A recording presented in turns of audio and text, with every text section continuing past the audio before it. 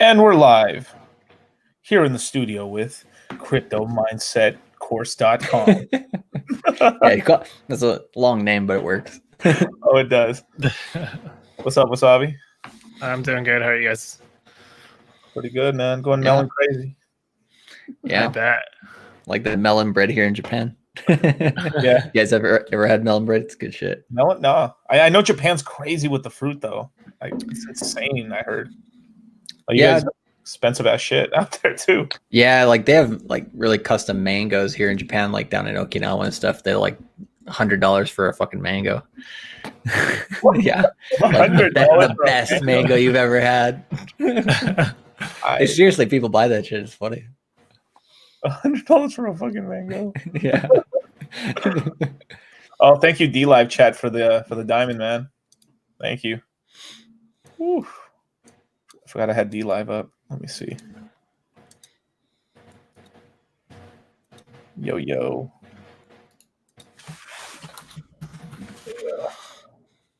Cool, man. Shit.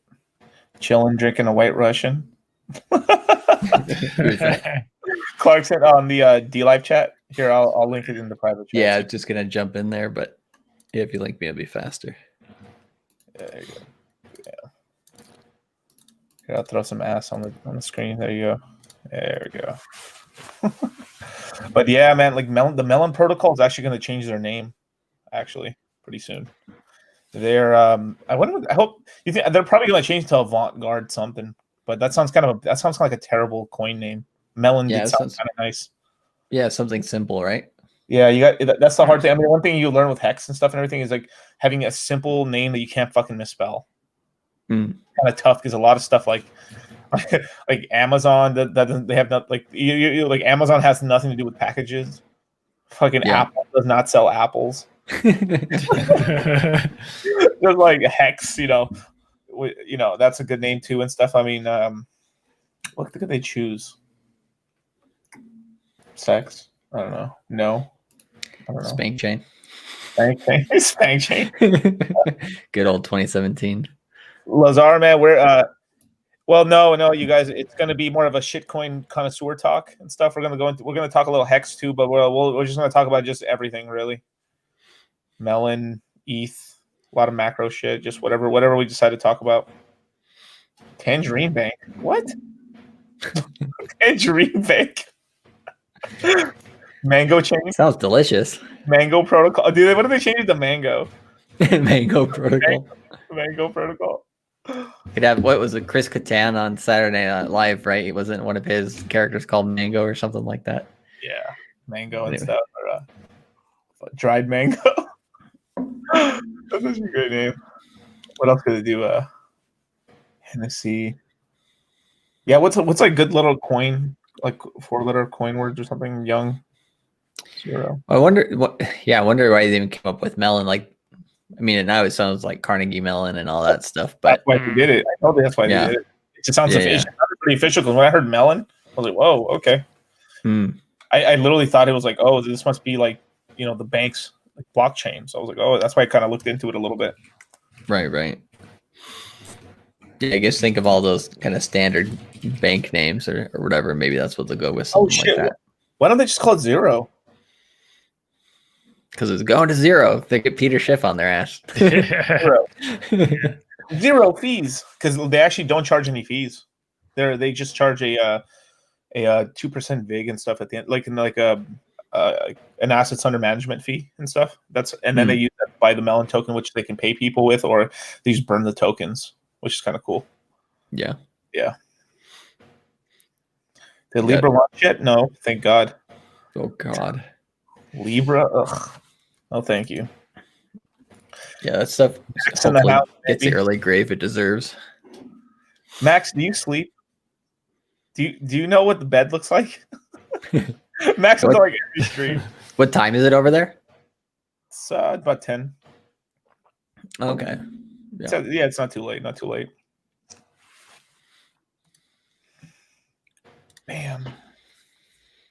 Yeah, the price hasn't done much in the last 12 hours. It was going all with Bitcoin, Ethereum was going all sideways for a bit there. Now it's just been kind of sitting at the mid 18Ks.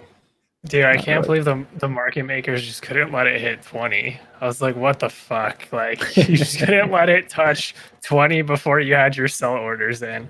I was like, who sold their bag? Yep. Like, it was at 19. Like, I was trying to record it. I was like, I want to get a recording of this when it hits 20,000.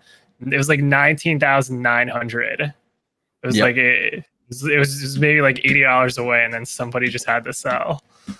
Yeah, Which is fine. Like, I don't care. Yeah, they could just Yeah, I let it think hit 20. it's all the leverage traders, from the institutions jumping in there, just being like, yeah, and we're gonna start doing some shorts, right? Nuke the price a little bit. Yeah, Lazar, man.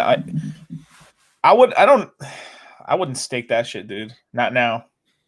Stake on the contract once you have the options to choose your stake length. Yeah. Like if you put that 100 Ethereum in, it's a honeypot, bro. You're gonna lose. You're gonna essentially pump everyone else's bags while like leaving yourself out hanging in the wind. Yep. It's a pretty bad move. And that's a good amount of Ethereum, dude. That's a bag, bro. That's a nice bag. Yeah, it's a good amount of ETH. I mean, you can put it on. A lot of people don't want to put it on Celsius because not your keys, not your coins, but you could also put a little chunk of it on there. 25% or something. Yeah, you could do something like that. That way, yeah, you still get a little bit of interest, and then on the remaining 3/4, you'll make. Honestly, I think you'll make way more being able to like sell out of the expansion while everybody else's coins are locked up. So that's kind of the trade-off there. Lazar, look what he says. I might as well just swap it for Hex. I mean, that's a play, bro. I mean, that's a play. Yeah. Fuck it. Here, I'll just do the math online. Let's see. Since we're here, bam, bam, bam. X price isn't looking too bad right now. It's right between its 10 and 20-day moving average. It caught its 10-day moving average, which gives it a little support there. Around 40% of a penny. Yeah, I've been tracking it on the Hex to ETH pair, and it looks like it's just pretty steady at this point. The volume is low, so there's really not much like sellers at this point. It's really just people like jumping in and out with whatever's trading on Uniswap. But it's in a good spot to start. Definitely filling up the bag if you don't have one for sure. Oh yeah, good accumulation area. Well, Lazar, if you do jump in with all that ETH, you're getting like roughly like 13 million Hex. If you do buy that much, give or take a couple 100,000 or whatever. It's all on. It's all wait. So is this, the ETH is on Celsius, or you have like 100? You have 100 ETH worth of Celsius that you need to sell to ETH. Sounds like he's having 100 ETH on Celsius. Got it. That's not too. Yeah, that is a bit of a. Yeah, I would. I mean, if it's your whole bag, it's you don't want a central point of failure. Yeah. Right. Yeah. If you're feeling weird, like there's that old thing of just take out enough where you can if you can't go to sleep at night because you have so much money on there, take enough out where you can just go to sleep. Yep. Probably take 75% of it out or something. Have it on a not a mobile wallet, Jesus, but like on a cold storage wallet and stuff where you can like play around with it just off an exchange. That way, if something were to happen, you're mobile enough where you can do a trade or because every time you have a giant wick up or down, look, circuit breaker on all the exchanges, and you get locked out of your funds. I mean, that shit's gonna be crazy. Yeah, well, didn't Coinbase? There was some comment like we haven't hit all-time highs unless Coinbase shuts down or some shit like that. I think they had an issue around 19,900 or something. I was like, of course. Yeah, not even surprised. Yeah, so at least Celsius doesn't do that bullshit. Wow. When $3 sell, you guys? That's a good question. What is the price to sell right now? Because I'm 30 something. Yeah, two something. It's been around. It's been at 250 for a minute. It's 239 and 239. Yeah. Yeah, it's funny because like whenever somebody mentions the sell price, I'm like, what is it in ETH? Because I know the sell price, like it's definitely going to go up in USD value. Right. The interesting chart is the sell to ETH pair, because then you basically get like some kind of indication as far as like upside versus Ethereum or versus Bitcoin, whatever you're tracking against. Right. Let's see. I would say probably a fucking week, maybe a week and a half before we hit $3.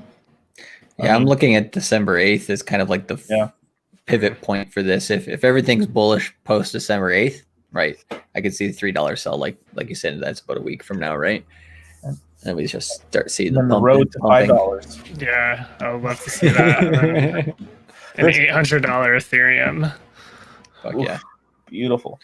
There's still virtual bacon on TikTok, still calling for $1,000 ETH by end of year. Man, he put it in his handle on TikTok. Oh, he actually really? has pretty good videos. Yeah. Yeah. Yeah. Oh, go ahead. Sorry. I was gonna say like my this is a while ago. I think my absolute like moon target for Ethereum was 800, but I mean, if they're able to keep Bitcoin above, I mean, all it really has to do is basically just go sideways, and then that gives room for ETH and all the DeFi plays to start to really move. Yeah.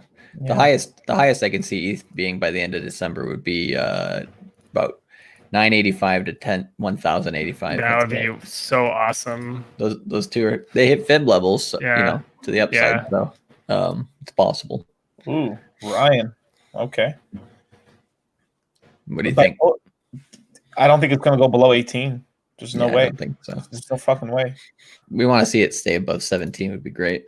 Yeah. Yeah, we haven't really seen we haven't really, because usually on these kinds of rallies you get to see like a blow off top. Like there hasn't really been one of those like blow off tops yet. Like there's a double top, but like I don't know, it didn't really look like what you normally see in these parabolic rallies. Yeah, it looks like it's kind of marking time right now for another move up. Yeah. It's mostly just trading view that's getting wrecked. There's like bears coming. There's a bunch of bears on there that are just super wrecked. Or I haven't looked at those fuckers in ages because they're always wrong. But yeah, they're trying to invade the chats, like telling everybody to dump their coins, and just because they're so wrecked. So they want everybody to be as wrecked as them because like they're now so far behind. If only they would have known, just pivot into Ethereum if you made a mistake with that, you know? Yeah, seriously. That's something I fucking forgot to mention that in the Moon Gang episode. We were supposed to go, we went into Bitcoin, we went into Litecoin, and we just skipped over Ethereum, and then we just went into the other three coins. You know, we went to Chainlink. Did we skip over Ethereum?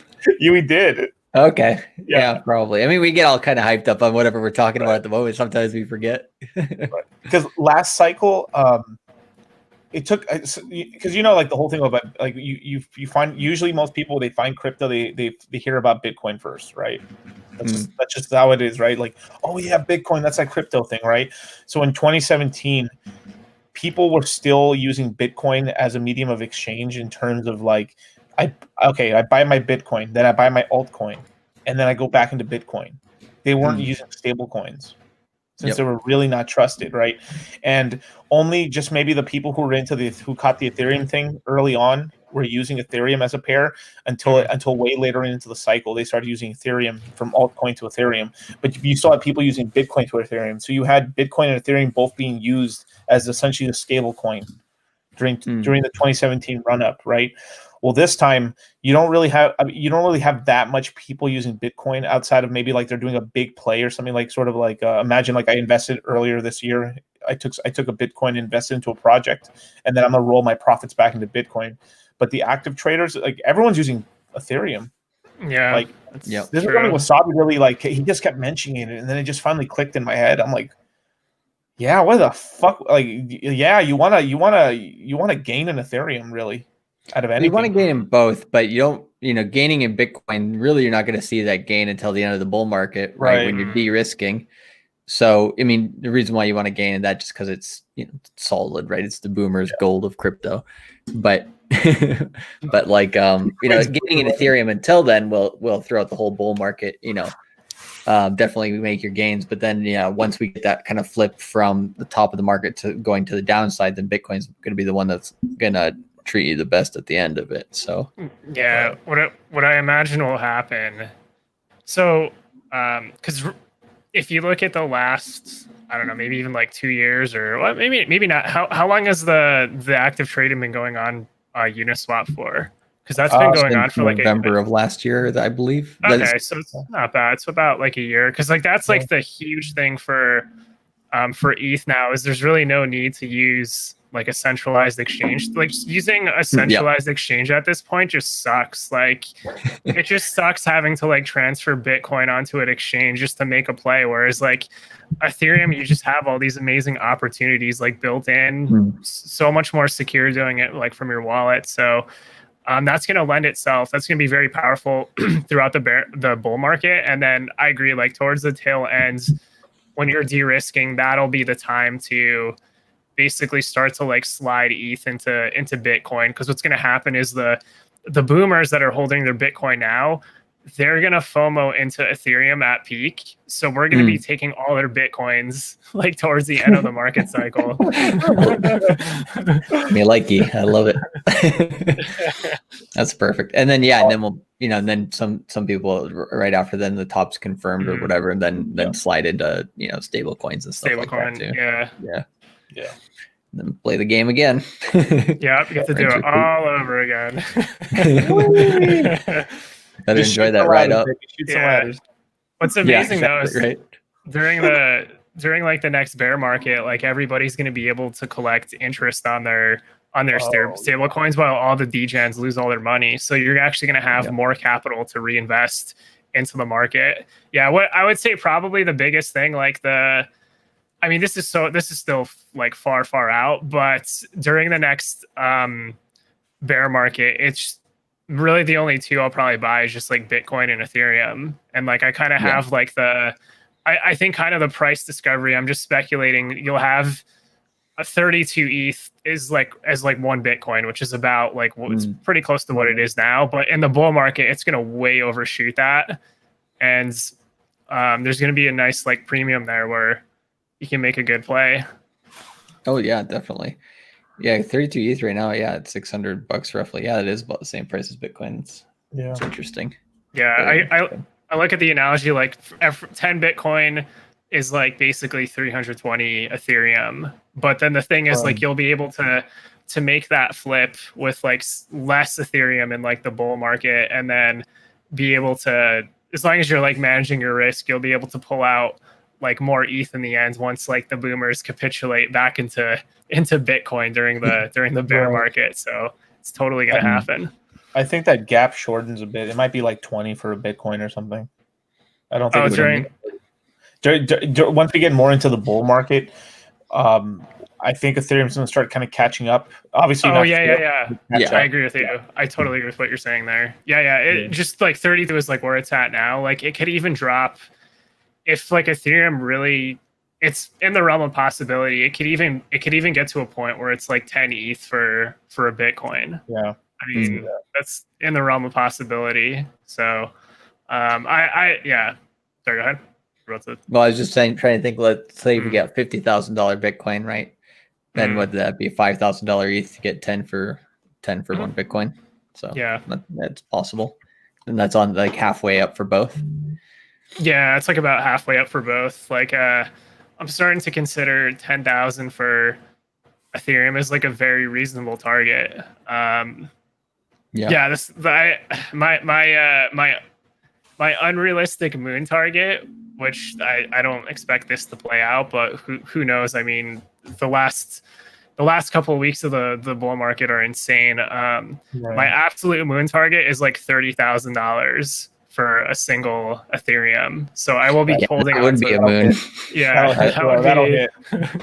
I would not complain whatsoever. Yeah, so I will keep that's why I'm going to keep like a 20%. Like I'm going to scale out pretty heavily. Like once it hits probably, let's say $10,000, but there is going to be that moon bag that I hold on to for like that just insane, like unreasonably high price for an Ethereum.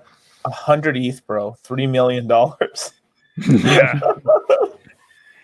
Yeah, it gets ridiculous. It starts getting into the redonkulous. So what does that mean? Like if you have, instead of having 32, you have 33 ETH. That'll be $1 million. Wow. Wouldn't Hey, mind that. fucking take it, son.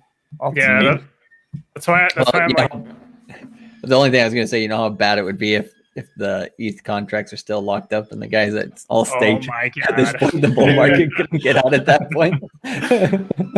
that would hurt big. That would be.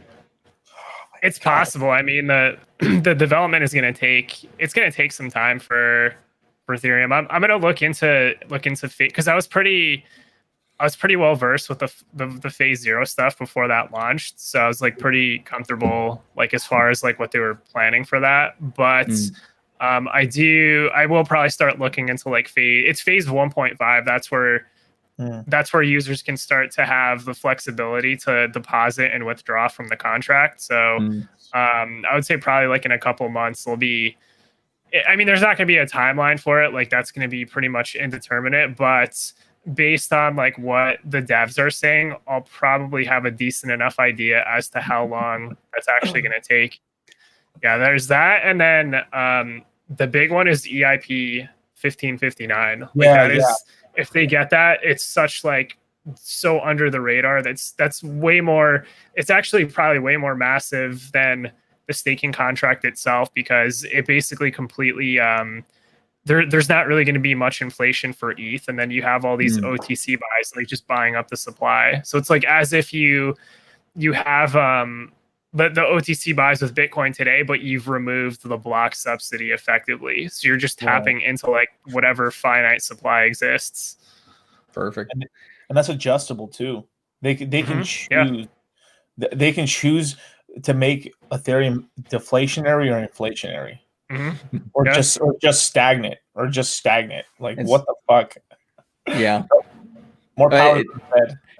Yeah, well, it'd be interesting to see how they get their proposals through on ETH 2.0, like how like the first few proposals go across, like how easy or difficult it is for them to start doing those things. Because you can start seeing some community, not infighting, but just a lot of positioning for not power and all this other stuff in terms of like determining what they want to do with it.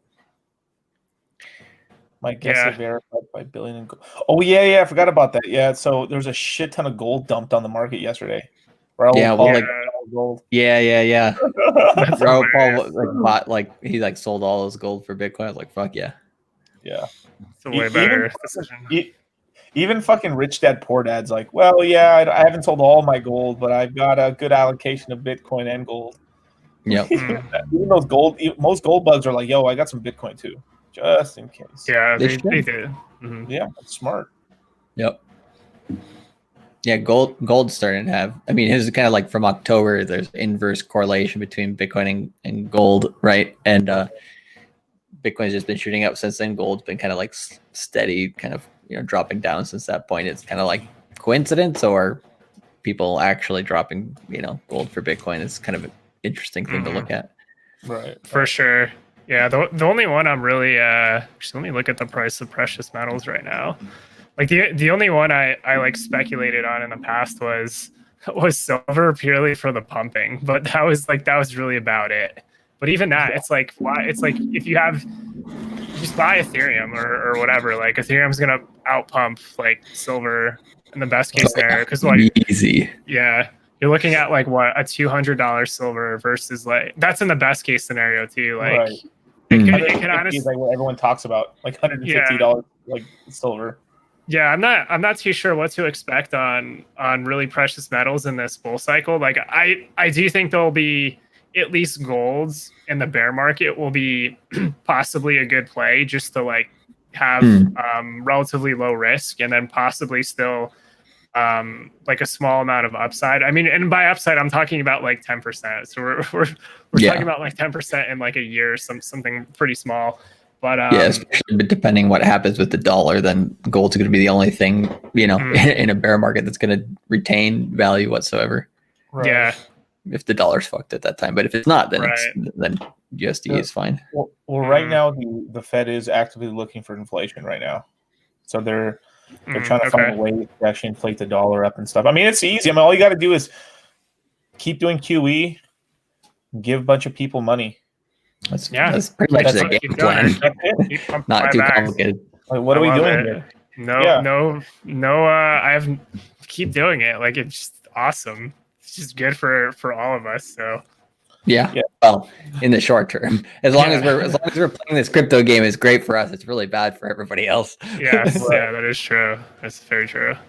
Yeah, because if we inflate, let's just say we had some craziness, like we inflate, like, I don't know, 8%, right? Oh, you know how everyone lies to us and says like, oh, the inflation rate's like 2%, right?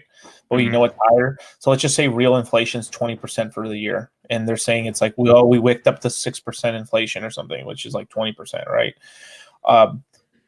There's no way in hell Bitcoin and all the crypto assets don't go up by 60% that year, and that's being the most stupidest bearish ever, like being the dumbest bear. Like, that could be something that pushes Bitcoin like to those insane levels people are calling for, right? Like Citibank calling for 300,000 Bitcoin. It's like if something as crazy as that happened, then it's possible, right? Could really get a blow off the top. Right. Yeah, it's true. Yeah. I mean, the prices, even in the supermarkets, prices are going up on everything now. Everything. Yeah. It's insane. That's why, like, I would say probably while all this crypto stuff is going on, it's good to get the real estate play taken care of, to at least you have your physical assets, you have liquid assets, and then you're at least hedged. Like even if the dollar's fucked, like you'll at least have money to be able to like still ascend like further after that. So definitely. You just have to like manage the risk basically. Right. Yeah, and try to own everything outright so they can't take it away from you. Yeah, seriously. Then we'll just play the rich game and just borrow on our assets. Yes, that would be.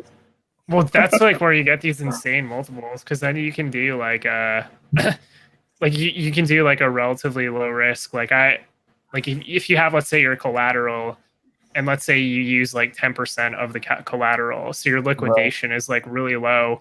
But that 10%, like later on, if like you manage the money properly, that could be like a lot of money that you can take 10% and put it into like a good play that could basically do like anywhere from like a 10 to a 100x. So it gets just once you have like more money, it gets so much easier to make more money without having to take the same level of like risk. It's insane just how the game works, because I mean, I'm sure like most of the people in cryptocurrency, like I went hard into crypto the last, like through this entire bear market. I was like, I'm throwing everything.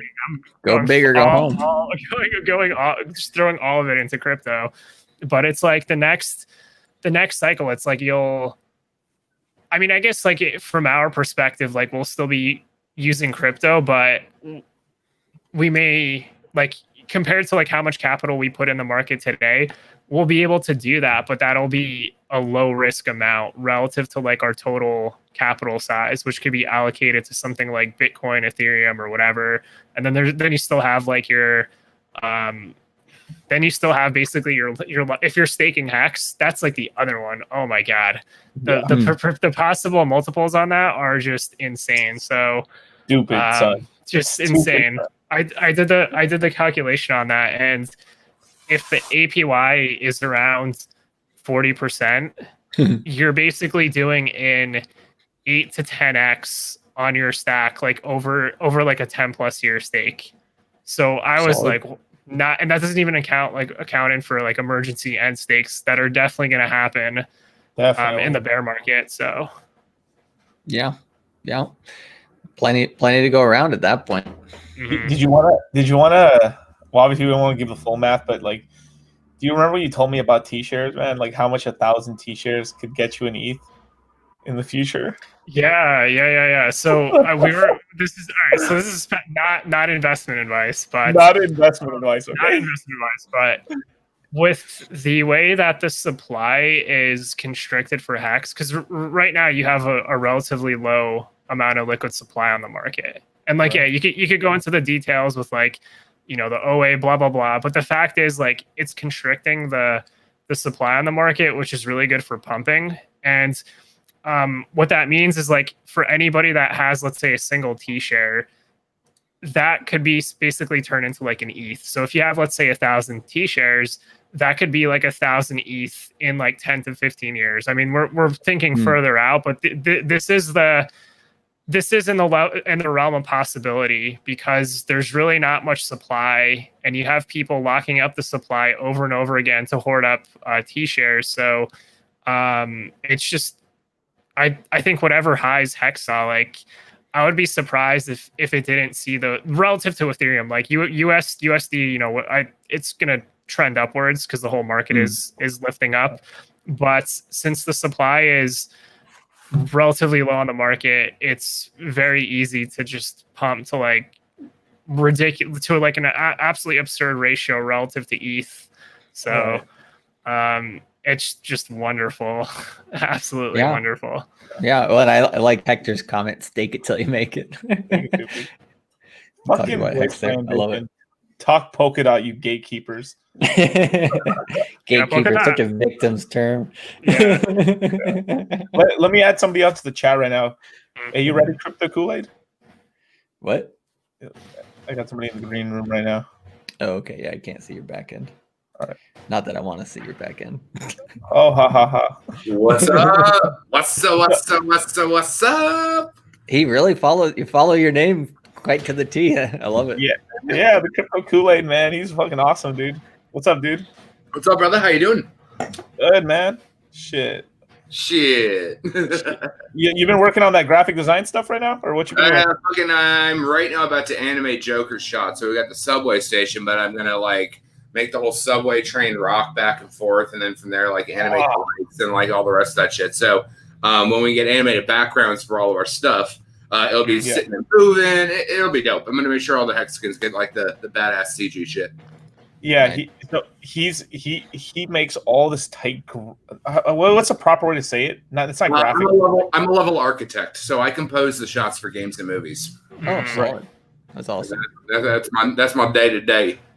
Nice. He's making some sick ass backgrounds. Sick, dude. Yeah. Well, I mean, like technically they're supposed to be in games, but like I mean, I suppose we have a single frame, put them in the background. But yeah, it's good stuff.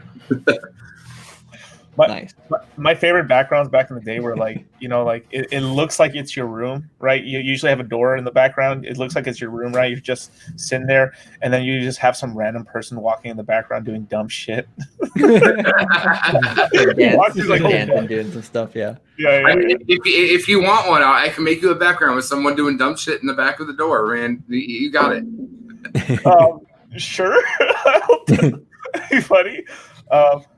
Yeah, just have an astronaut walking in. He's like, holy shit. Hey, man, you got to meme your way through life sometimes, I mean, yeah, it's make the memes or become a meme. Yeah, or both. Better just build a CG, better than a meme. Yeah. So that's cool, man. Shit. So what's going on, guys? Fucking good to see you on. I know, looking at crypto, I saw you way back couple of weeks ago. God, fucking time in crypto land and dear our Lord 2020 is fucking hard to keep track of time. But like, I saw you doing the quote on what the 10 cents in 2022. Looking at the graph, could be a lot more. Good fucking analysis on stuff, and then what crypto mindset. I think I've seen you once or twice hopping around. So good to be on with you guys. Yeah, it's good to have you here, man. We were just before you got in. What we were talking about, we were just talking about ETH and T-shirts. Yeah, T-shirts a little bit. Yeah. Shit, it's all about T-shirts, babe. It took me way too long to understand that. Would have been a lot wealthier if I understood that a lot earlier. Yeah, you want to hear a speculation for T-shirts? Oh my god! All right, let's hit it again. After the 10+ year stakes, so not I guess again for anybody watching, like not financial advice, but for every T-shirt that you have, let's say after like those 10+ year stakes, I'm speculating that those could basically come out to like an ETH a piece. So dolphins will have like basically bags of like 1,000 ETH that are just staked. Squids anywhere from 100 to 1,000. Turtles anywhere from Like I think the bread band on that's like 50 or no, it's like 10 to 100. So it's pretty insane. Yeah, like I will be extremely I'll be I'm getting euphoric just like thinking about it. It's just so much. It's so much money. An ETH t-shirt.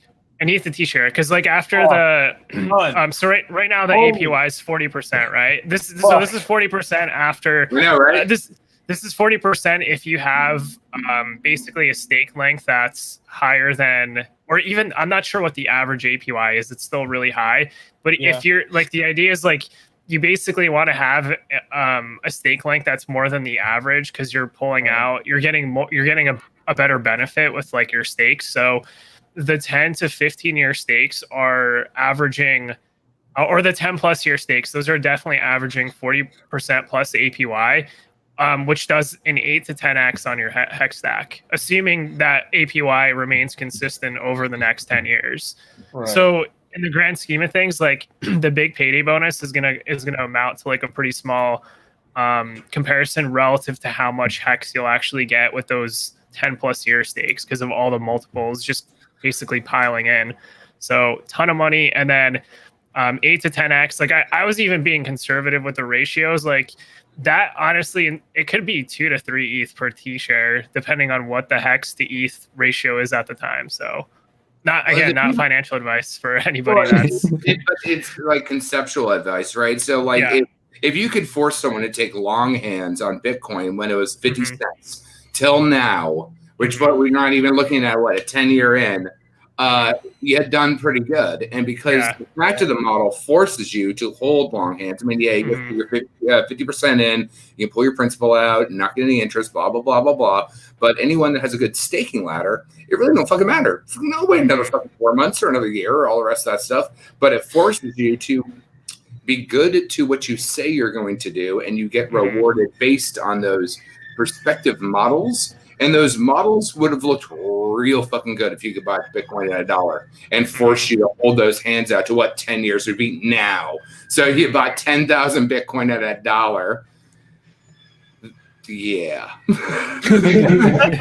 That's like the levels or that's totally in the realm possibility. And plus, like with the big payday bonus, it means that anybody that was staked prior to that with the long stakes, you can't unstake that now, because the penalties are way more severe. So if you unstake anything that you have, that, let's say whatever was, let's say like a 20% haircut on your stakes, is now significantly higher because of that big payday bonus. So they have to hold, which is awesome. Like that's so good for price appreciation. So those people are forced to like hold their positions, and then the only time they can emergency unstake is when they're halfway through it. But then you lose those multiples that you accumulated up until that point. So it just turns into like so much money that it's like crazy to like try to unstake anything at this point, especially with it's brilliant. Like the penalties, like it's awesome that they're way more severe now with people, because if you get the big payday bonus, it's like, well, you claim the bonus, so you have to like ride it out. Like you can't like unstake and try to, like, if you try to unstake, you'll nuke your bag basically and just transfer it to the stakers. Yeah, but I mean, that's exactly what you theoretically would do if you accidentally nuked your 401k, right? If you have to like rope it back into those variables. I mean, you're a pretty young guy, like looking at crypto. Like your 401k is vastly. Kareem said the other day, you got like 2 or 3 15-year stakes, so theoretically you could pull out your 401k. But this, you can pre-plot out when you want to get paid out of a better interest model based on what a 401k is. And plus, at that point, you have long-term capital gains to short-term capital gains. Everything just works in your favor. Like emergency unstaking doesn't even make sense to me. Like, the one thing that makes like it's kind of funny is like, all right, so if you actually like take the work to figure out how you're going to stake your hex, right? Then you emergency unstake. It's like either A, you didn't do your homework enough beforehand, or B, you don't understand like what the emergency unstaking will do. Like when you see some of these guys doing massive amounts of emergency end staking. It's like, didn't before you decided to lock up your money, like you do your homework and figure out, you know, the situation. Like it always kind of baffled me a little bit. It actually is basically the same principle as like going to Vegas. You are the house. Like that model is essentially having the house win, and don't play against the house. It's very, very simple. If you want to have money to trade or to play with, just don't do it with your long-term stakes. Yeah, like, why would you don't stake money that you're going to move, right? Your checking account is different than your savings account, which is different than 401k. Like, you don't try to blend them because you're used to a pump and dump crypto model. Again, what's that? All on black. I mean, or blue on your shirt. I know, right? But like, no, in general, just people blend those models because that's what we've been accustomed to with ICOs, pump and dumps, dead projects, that's true. Finished. All of those, that's rampant in fucking crypto. I mean, like, I lost a fuck ton of money dealing with all that, but if you haven't gotten wrecked yet, learn. And this is a system that allows you to not get wrecked and just be like the same person that goes to the Disney ride that keeps their hands and their arms inside the fucking car when they go in the Joyride and buy Bitcoin at $1. They're like, you ain't getting off the ride. I'm sorry. You took the fucking 10-year ticket. Like, you're going to be happy at the end, but keep your hands and fucking arms inside the ride. Yep, very true. And people called me crazy for doing this fucking whole income ladder thing or whatever. Like having Hex come out every fucking month of every year for 15 years. Great. You spent some gas fees on it and you got in early, you damn sexy motherfucker, that you could do that. But like, I tried to do the math for it. I was like, man, I wanted that, but I'd rather have the bigger chunks quarterly or at least a year. Yeah, but I mean, if you got in early enough that that's available to you, that's fucking delicious. Like, why would you not want to give yourself gratification off of waiting on your gratification? You know, in 10 years, you're going to be shooting yourself that you got a month out every 2 years, 3 years, 4 years, but it doesn't matter. You got paid, right? You know what I mean? You got your profits.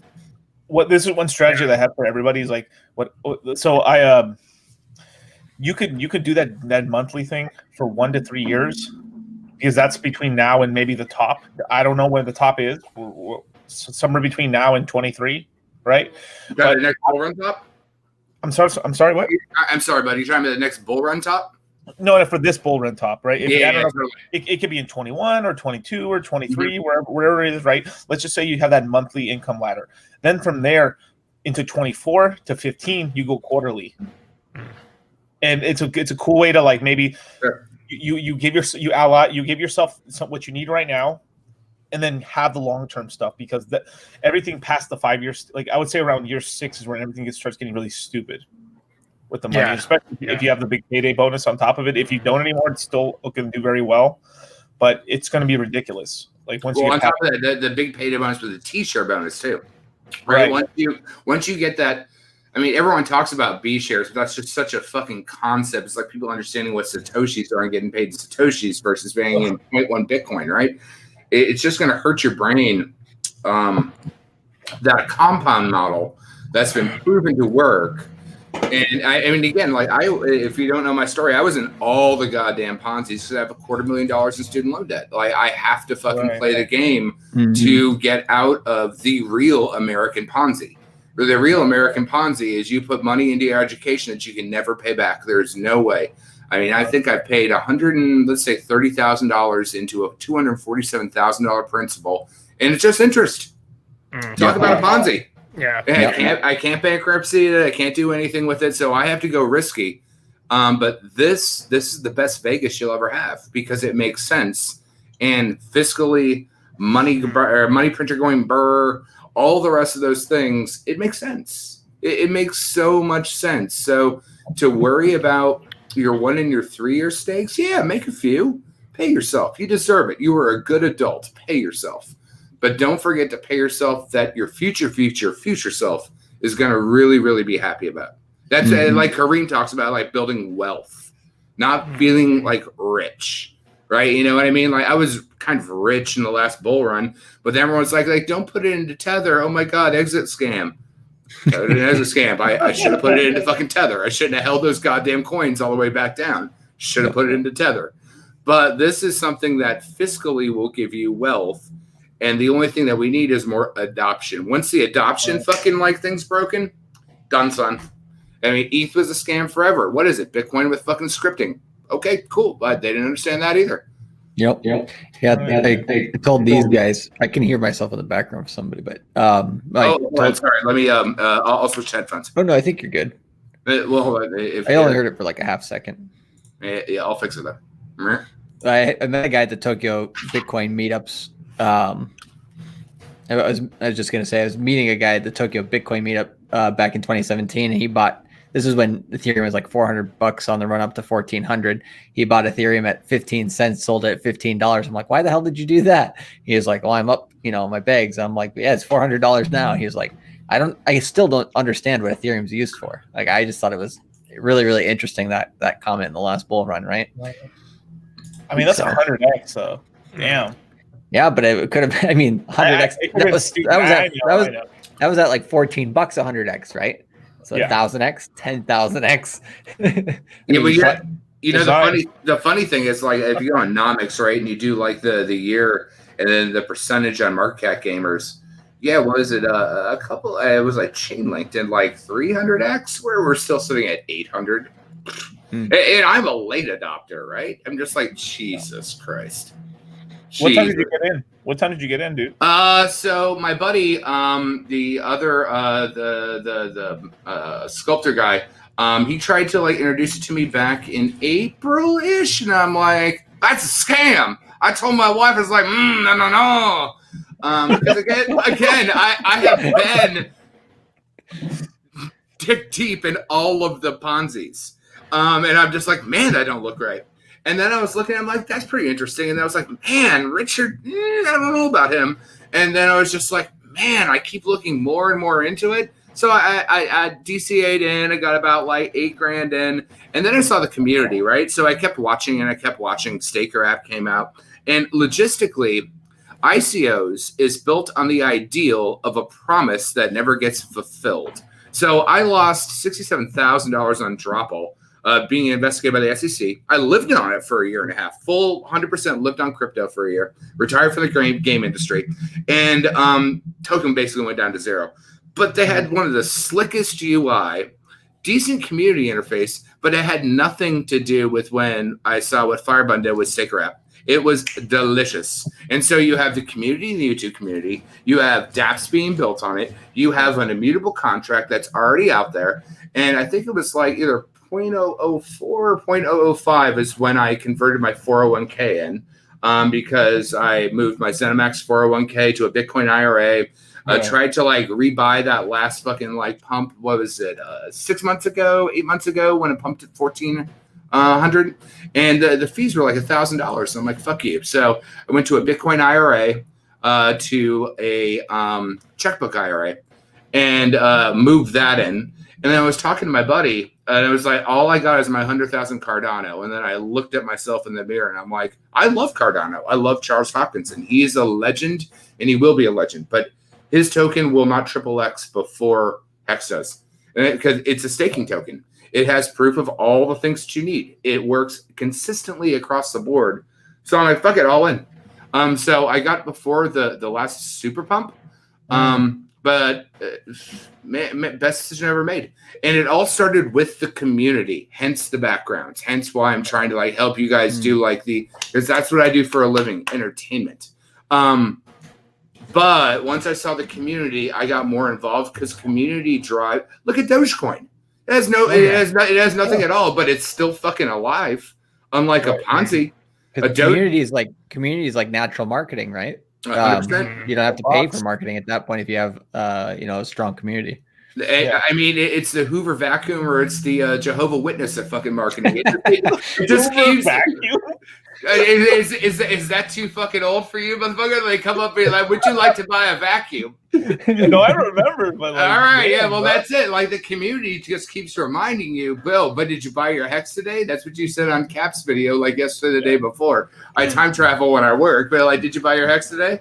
Yeah, no, like the community is incredibly giving positive for the most part. I mean, we're always going to get trolls. I mean, hell, between Axiom and all the rest of that shit, it's just going to happen. Everywhere. Hey, it's crypto, right? Yeah. If you have not gotten wrecked and fucked in crypto, you have not played far enough. Like, welcome to the party, pal. Like, hopefully, it's not all of your stack. Otherwise, you got a real big lesson. A real big lesson.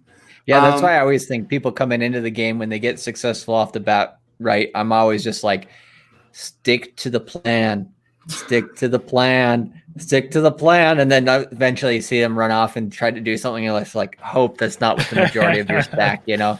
Like, swear to God, like sometimes, you know, people, if they get in and they start making money too early, it's kind of like, you know, sports players, right? When they start making money so fast that they've never made in their life before, easy come, easy go. That's it. And logistically speaking, as long as you learn from that lesson, that's good.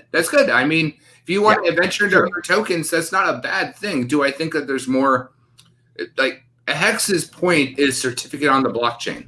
I was a crypto YouTuber for a year, and I forget the token off the top of my head, but it was Genome on the blockchain to help health individuals get their knowledge. Do I think that's not a great idea? Yes, I do. Do I not think that XYO to do tracking of projects is a great idea? Yes, I do.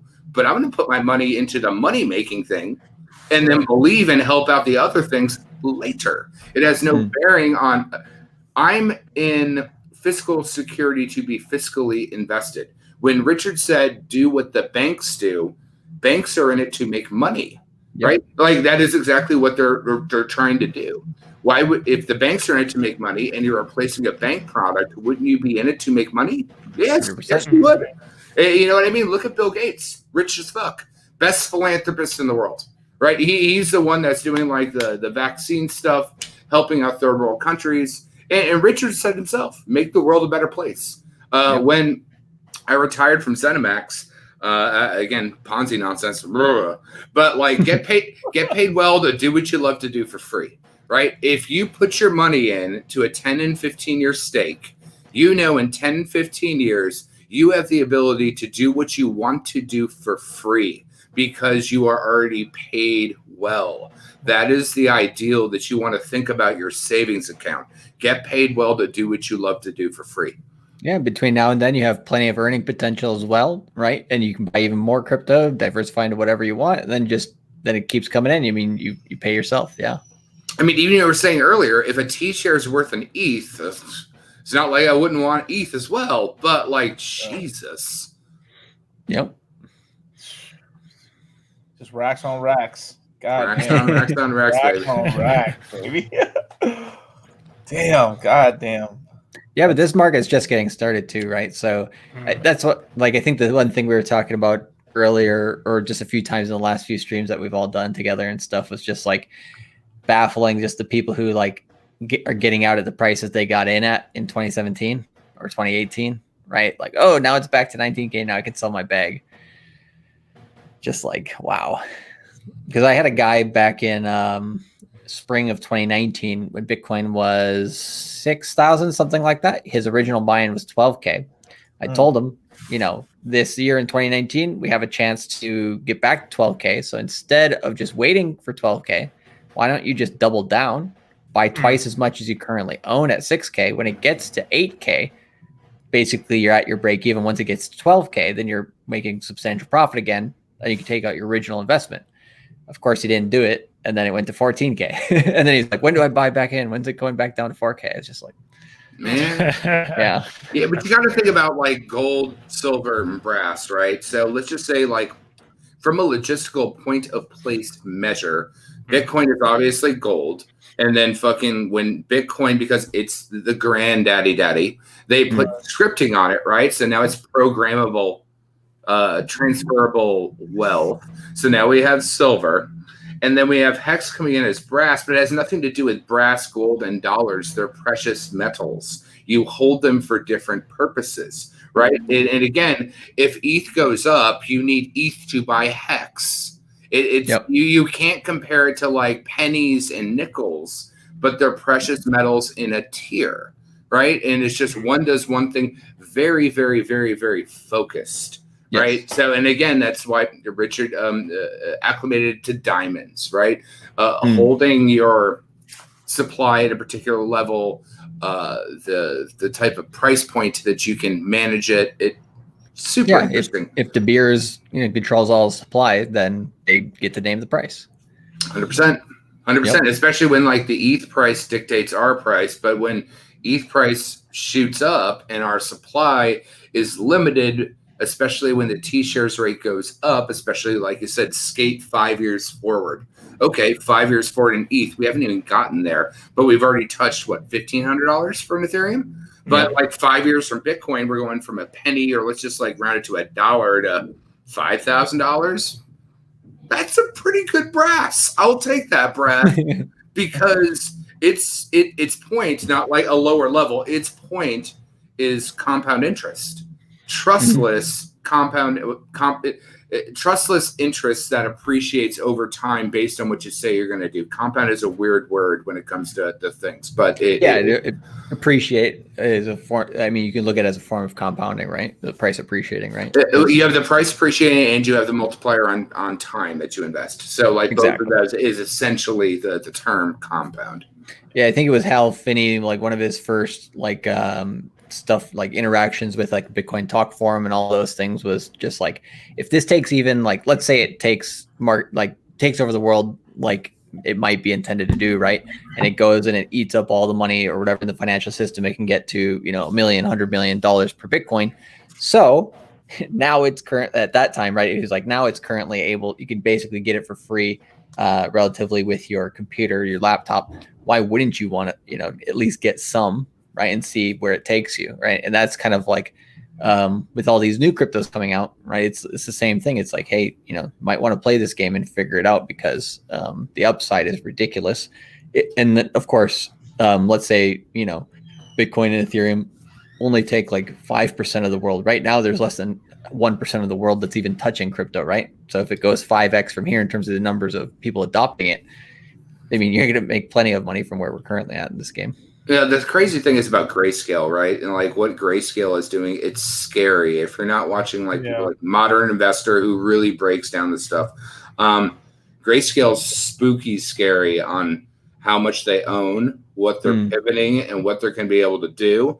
And he talks on his channel a lot, is once world currencies, especially like on the dog world currencies, decide to take this as a whole, everyone else will catch up. The first two countries that made nuclear weapons made it where nuclear weapons are like the thing. And it's not that you use them. It's not that you spend them. It's that you have them, right? So like once even, let's say Venezuela with Petra, but once other world currencies that may not be as able to play their hand as well as the G20 summit or all the rest of those things can be like, yeah, we monetized into crypto for a global economy 10 years before the US did, or Europe did, or France did.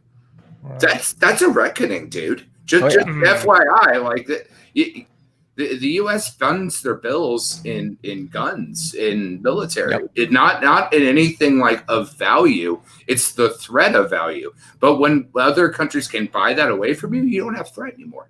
Well, that's why China's winning right now with crypto, right? Having basically modules for decentralized applications. I think it was called BNS or whatever they're calling. I can't remember what they're calling it, but like Chainlink, Polkadot, what was it, Oasis Network? All these things are being used by China, right, to basically make them number one in block. They're looking they're looking to be number one in like blockchain, right?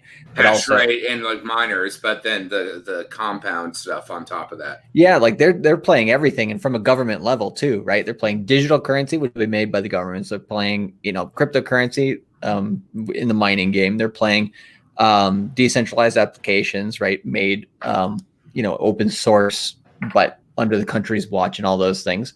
And like every other country is just sleeping on it.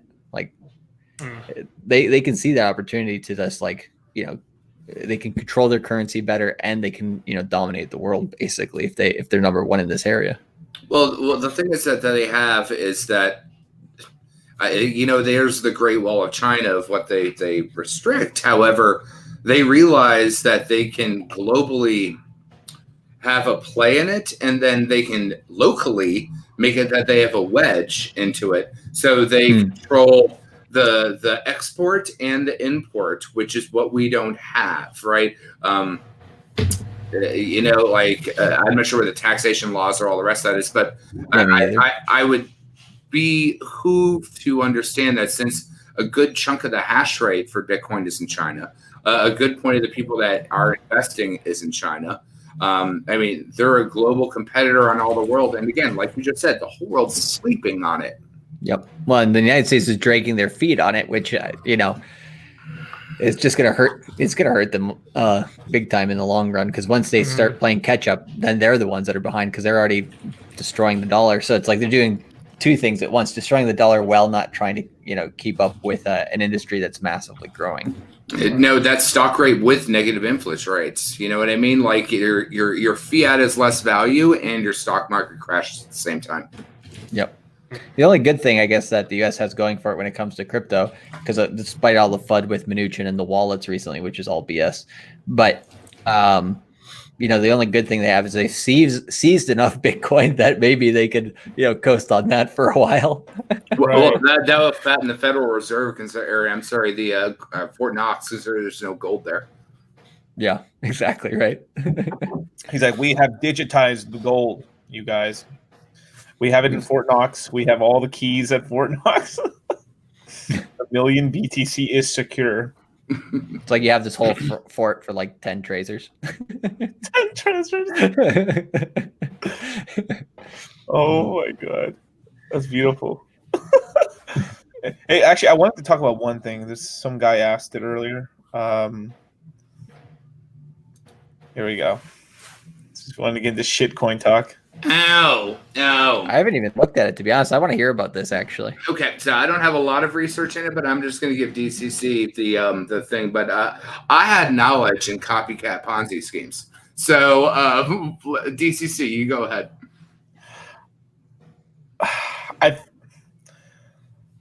I don't think it's. I think all right. So I don't think this is completely it's completely trash, right?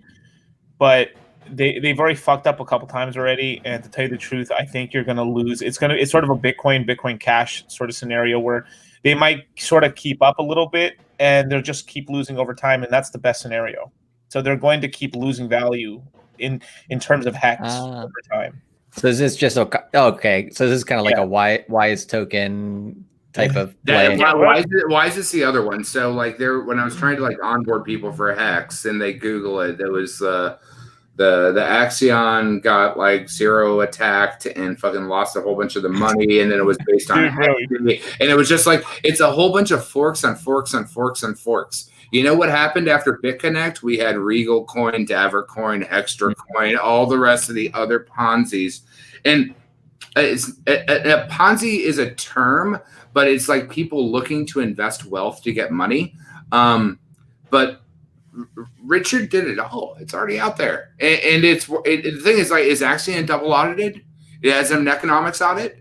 No. Does it have the most crass, badass fucking person, like fucking like talking down to anyone that ever comes, and they get slapped down by him? Like that's the whole thing. Is why would you invest in Axion when you have Richard basically saying, I don't get paid shit from this. Yeah, I'm a founder. I own the token, but am I wrong about the things that I'm doing? Did I not do the things that I need to do it well?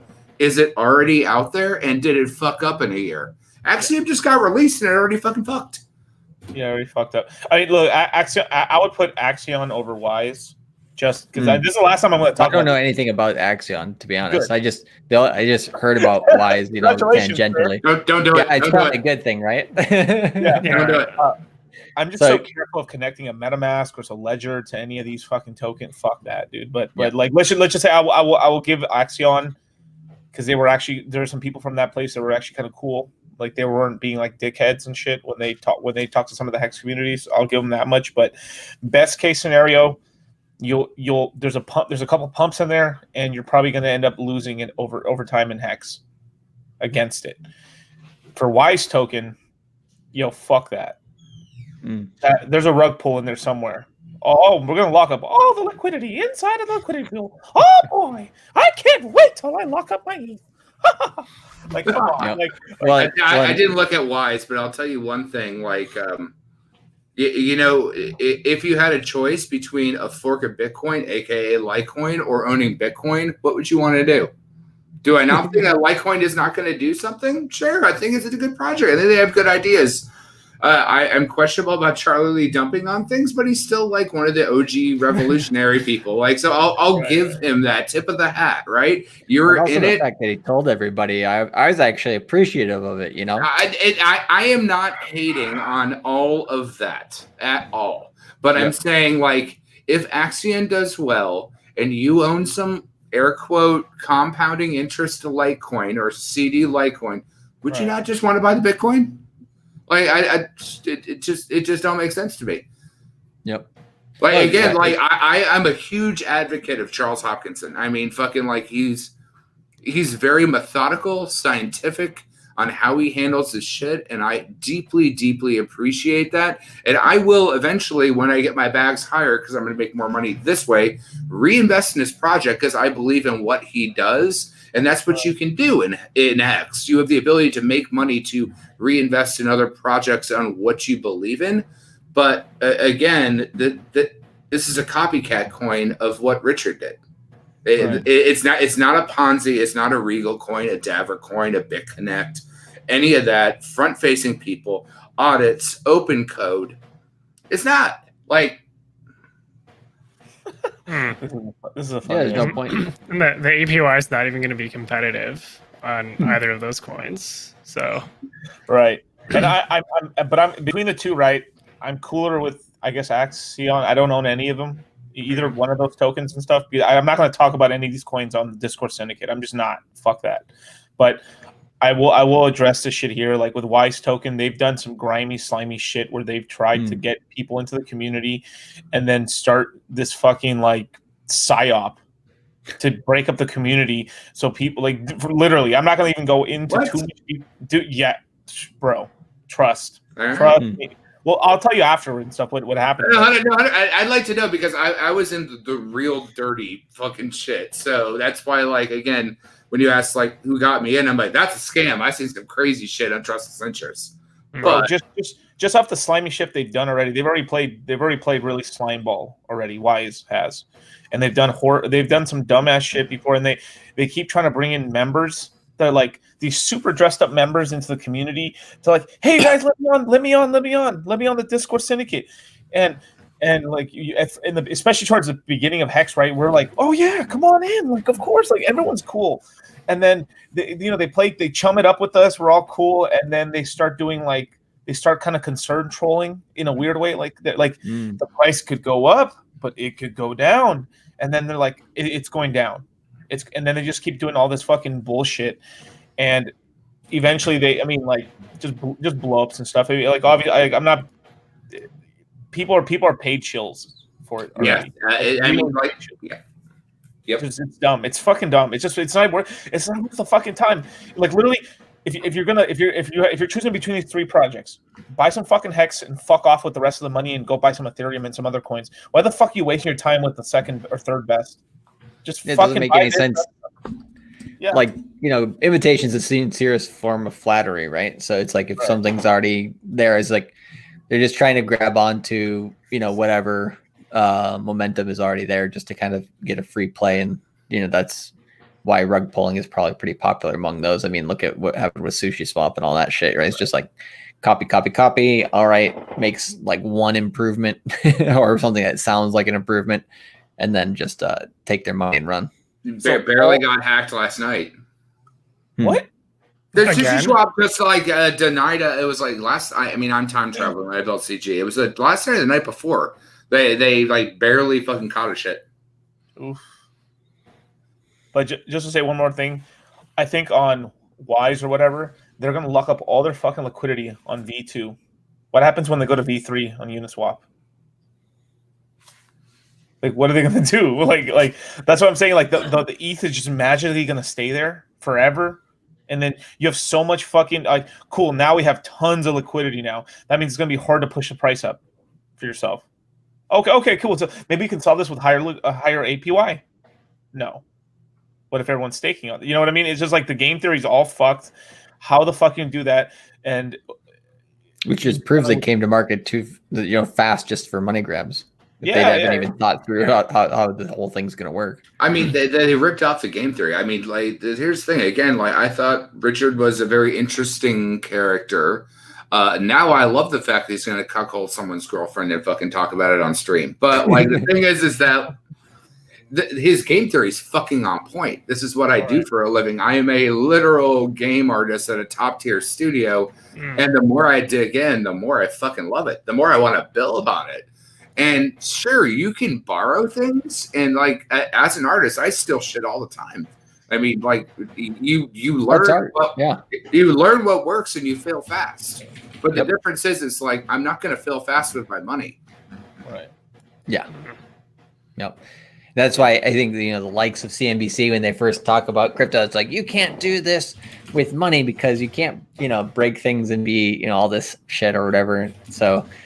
There's part of that as well that does work for crypto, but yeah, you got to have, I think the world was lucky that Bitcoin, did everything the right way when it first came out, just because all these other digital, money, that tried to come out before Bitcoin just always failed massively. So, keeping it simple was good for Bitcoin. But yeah. For a lot of the new stuff coming out, they try to overcomplicate it or just try to copy what already exists. That usually doesn't work, but whatever. Can I just give one more common sense thing? Like, no. Let's just one more common sense thing, all right? And I'll stop ranting about these fucking the competitors or that lack of, right? Is if you already right. Let's just say you're coming in from this and you're just brand new, right? Just if you're gonna get some hex, get your fucking hex, stake it, and then fuck off with the rest of your money and go fucking trade around. And to tell you the truth, you'll make more money than you will on these other other tokens. I mean, I'm being realistic. I mean, like, if you already think that hex is risky, right? Let's just say you don't like hex, and you're just like, well, it's gonna pump. I know it is. Just buy some, stake it, keep a little liquid, and then with the rest of your money, go play around in the shitcoin piles, and you will make money. You'll hit something eventually in the casino, right? But at least you'll have that piggy bank there sitting in the back. But I'm just saying you're going to lose your money. Like, I would not connect my wallet to any of these fucks. I wouldn't free claim any bullshit. I never, I was telling people since the beginning, like, I ain't playing any of that toucan air shit. I ain't fucking touching any of those. Oh my god, fuck fucking game shit. I'm not playing any of that shit. And honestly, that was the right move. I mean, I told people, like, well, if you are going to play it right, play with maximum 20% of your fucking stack. If you are on a different wallet. On a different wallet. Higher stack. And what do people do? They play with their whole fucking wallet like idiots because like dumbasses, like thinking like, oh fuck, I missed the boat and shit when the boat hadn't even fucking left. Like I don't even think we were at 8% of a penny at the time when all this shit was going on too. Like, it was in the financial world, it's right. It's either if you're too early or too late, those are both bad moves, right? If you're too early, you gotta stick it out. Right, and a lot of people can't do that. Dude, I got scammed out of my EOS hard fork when it went from like the east side to the EOS side, and I couldn't get the right address, and it looked so right. Now, you know what I do? I have that fucking EOS in my graveyard, my dead EOS that I got scammed out of, to remind me, don't be fucking stupid. Don't connect your wallet to stupid fucking shit. And anyone watching, you don't want a graveyard, but let's be real. If you haven't gotten wrecked in crypto, wake up. You need to either be really, really good and have really good friends that look out for you. Like, I'm a custodian for a bunch of other people because I don't want them to get wrecked. There is nothing you couldn't have done that you could put 3 zeros behind it and get the blender inside you. But it's very, very, very, very easy to get fucked because they're hunting for it. Ledger hack, all the rest of that. Yep. Yes, invest your little bit in Hex. Go play with your other coins, but you have a piggy bank. This is what this is. It's designed to be a piggy bank. Why would you not want to invest in a piggy bank and then go play and get more money and then invest back in your piggy bank? That's what the piggy bank is for, is to invest. Yep. Yeah, crypto for me. Whenever anybody asks, like, why should I get into crypto? I'm like, glorified savings account. Clearly, you're going to get better price appreciation and also now with DeFi, right, more interest than you're ever going to get at your bank or with your dollars or anything else. So right there, that's easy enough. Well said, ABCD. 1, 2, 3. Really, bro? That's the name you chose? ABC. It's easy. 1, 2, 3. We're doing karaoke night here. So looking at crypto, I hadn't heard for you in a while. What did you think? You number monger are you? Oh, you mean just for the hex price, or? Yeah, just in general. Like I said, I only saw you I think twice on stream since I've been like hunting and sharking like the feeds. But I again, like I watched you the first time. I think it was like your first time streaming. You just got in. You just made predictions. And it was super, super, super impressive. Like I was really like, I really like this guy. You should stream a lot more.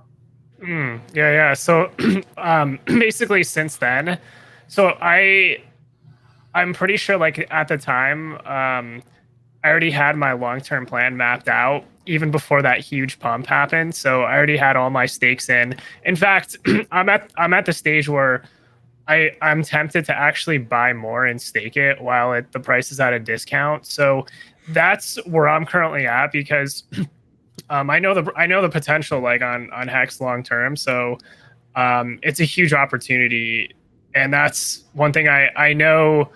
Like you always look back at things in hindsight, and like 10 years from now, I could be like, "Fuck!" Like I wish I just like bought that little bit of extra because what I haven't done. Okay, so like. I have my long-term stakes. I have a good staking average, which I'm happy with. But then what happened was DC showed me a couple brackets where you had like these little baby stakes coming out, and I was like, I don't have those baby stakes coming out. I have like basically one like I think I'm averaging like 2 stakes coming out per year. Like I have like which is like fine. It's like you get these big chunks, but I just want my ladder to look nice. Like I don't like these like gaps between everything. So I need to like. I babied it up, bro. I babied it up. Bows and all, baby. Bows and all.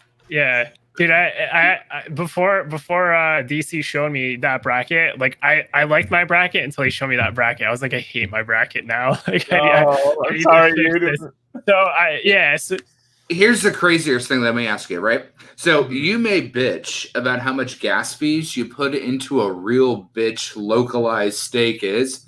Yeah, how much ETH was going to cost, and because I tell anyone like you need a 0.1 ETH in your fucking gas tank. You never go under a quarter fucking gas in your gas tank ever.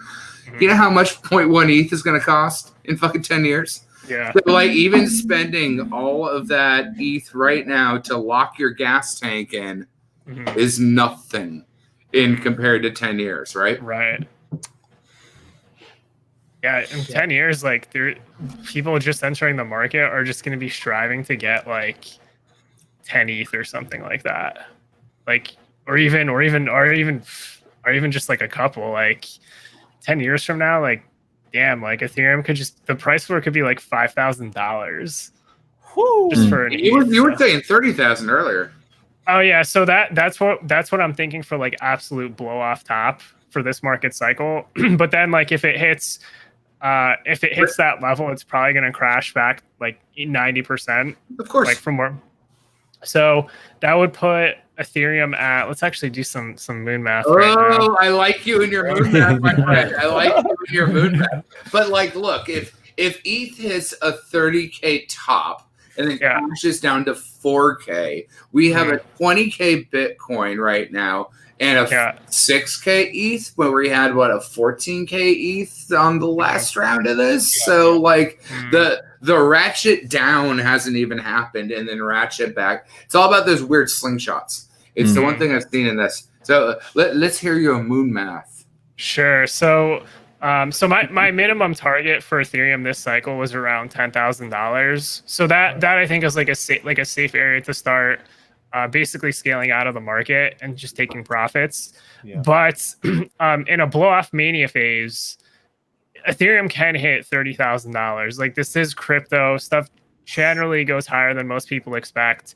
And I'm not gonna like hold to that target. Like honestly, I'll probably have sold well before it hits fucking $30,000. But still, the thing is, if it hits that, that's why 10,000 is a good area to look at, because let's say you sell at 10,000, right, and the price does go to $30,000, you'll at least be able to buy back more coins in the bear market, because a 90% crash from $30,000 puts Ether around $3,000 per ETH, and it'll probably go a little bit. I could even see it hit 2,500, let's say, like in the bear market. So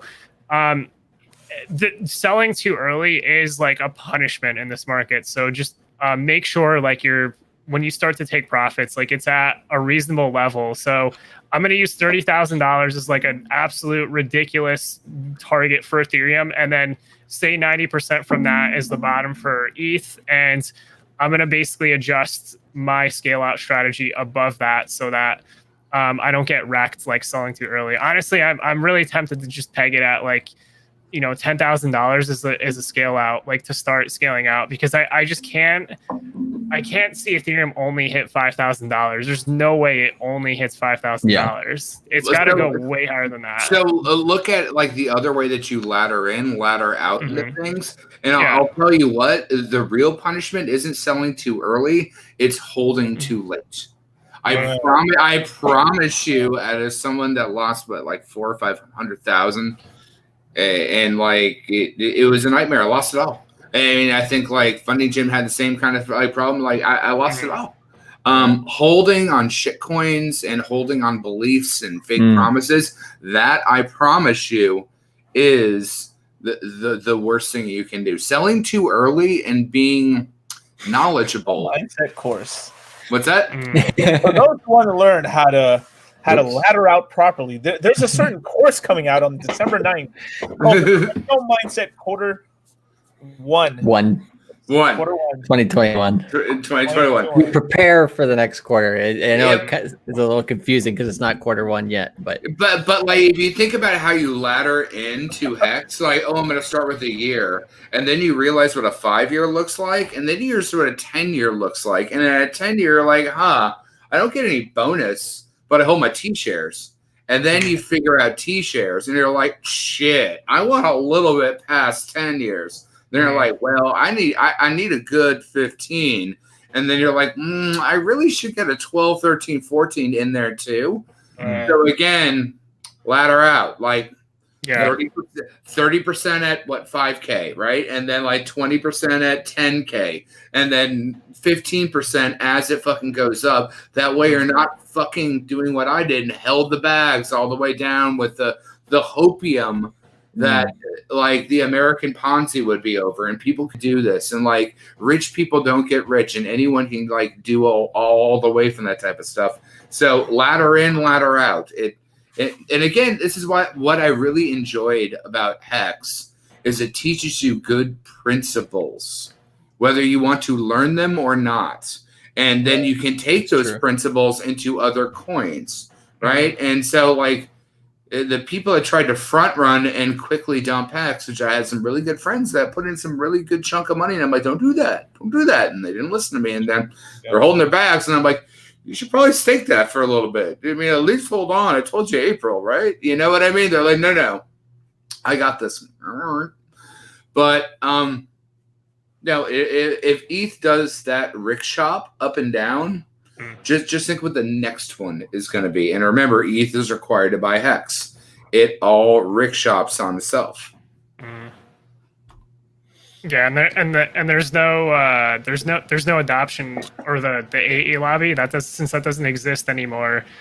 Whales can't, like, because the thing with the AA lobby is really big players can enter without pushing up the price, but now they can't like do that. They actually have to like basically put a bunch of stealth buys in through Uniswap and slowly build up their stack without trying to like move the market. And that's like a lot harder to it's at a certain point, like you just get a supply constriction. Like you have people buying up the supply, staking it, and then at a certain point, like people start buying, and then you just start to have like a bunch of green candles. Like this is it's so typical. Like the price, this is so true for like a lot of things, even like Bitcoin, Ethereum. Like the price is shit for like a while, and then when it expands, it's fast. Like if you don't have your bags like already packed, like you're basically effed. Like you're gonna be buying in at a way higher price, and then you don't know what to do because it's like you're because you're having to buy in at significantly higher risk levels, and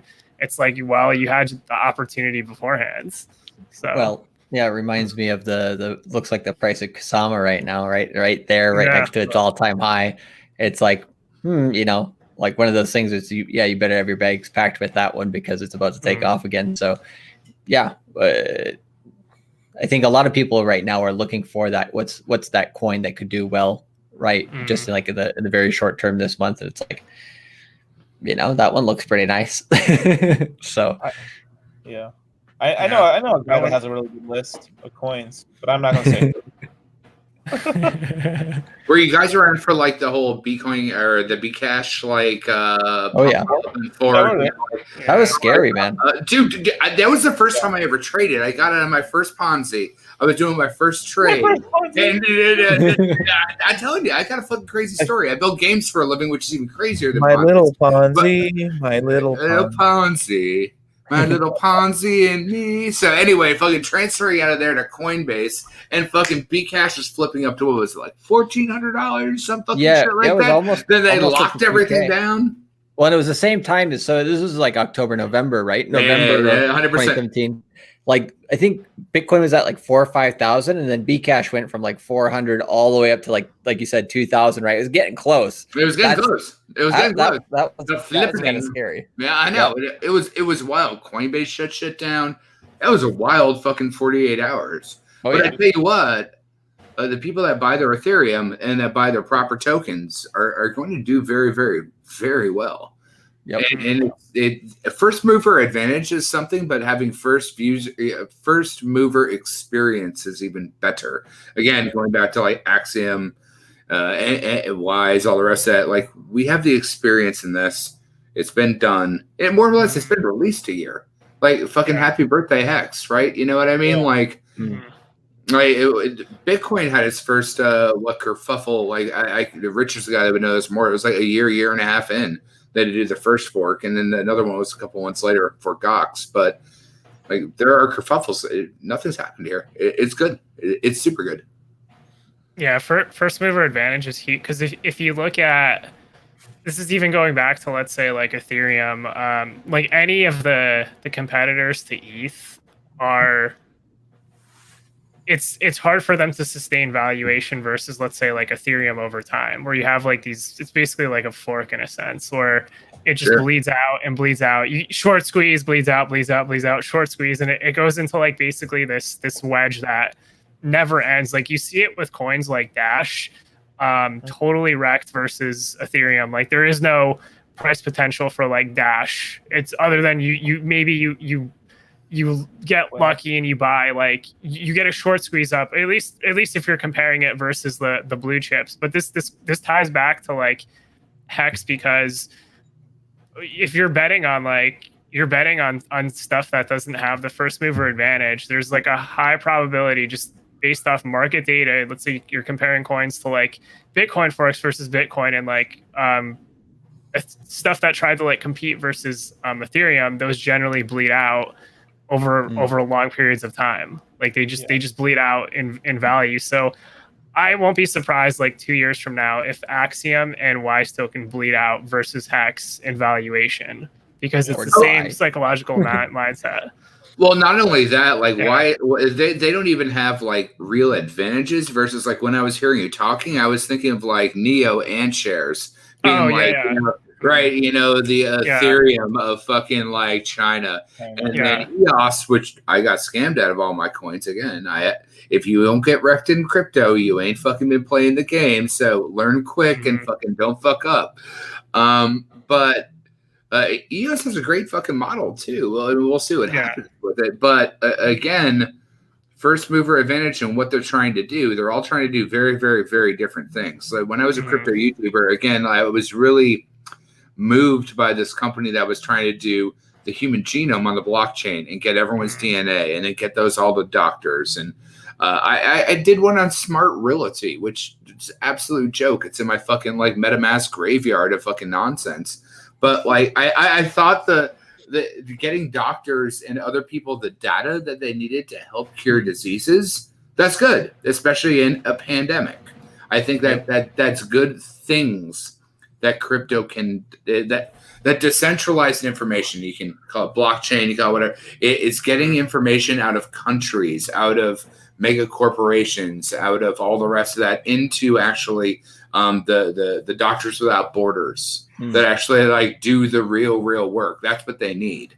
And eventually that's what all of this is going to build into. So we're still front runners on not just finance, but like sharing information on a meaningful way that will be a digital bulletin board or a BBS or like all the rest of that allows people to consume and help share and build. That's great. Well, it kind of reminds me of Mark Cuban's story, right? If you look at his journey through the 90s, I think, you know, he was looking at streaming sports and streaming different, you know, entertainment, right, through the internet in like 1995. Broadcast.com. Yeah. And he stole the idea from somebody else. And then that's CompuServe and Prodigy days right there. Yeah. And so, but it was a great idea, way ahead of its time. You know, he was lucky to get bought out, right, and make his web money and then reinvest it into other stuff, right. And so, you know, he was probably way overvalued when he did sell, which was good on him, right? But like then you get Netflix, which comes out 15 years later or 10 years later, however you want to slice it in terms of getting popular.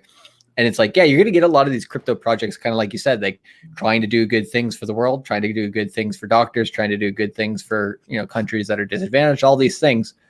15, 20 years later, then you're going to get another project that becomes like massively successful with that. But some of the things with crypto, you know, we have all these good ideas because I think the people in crypto are a lot more forward thinking, and we can see that kind of thing happening in the future. But it's just like, because we're so early, maybe sometimes we're a little bit too early with those types of projects. So, you know, I want to see things like that kind of catch on and do well. But yeah, we're going to have to I think it'll take some time. So, you know, we got like, what's that? The storage coins like Gollum, Made Safe, these things. I think they're all great ideas, but that problem I think is too complex for crypto right now. So, storage was the worst interface experience I've ever had in my life, like period. But I agree with you 1 trillion fold. Like, if you can convince, to go back to the Hoover vacuum days, like if you can figure out how to convince someone that having a fucking typewriter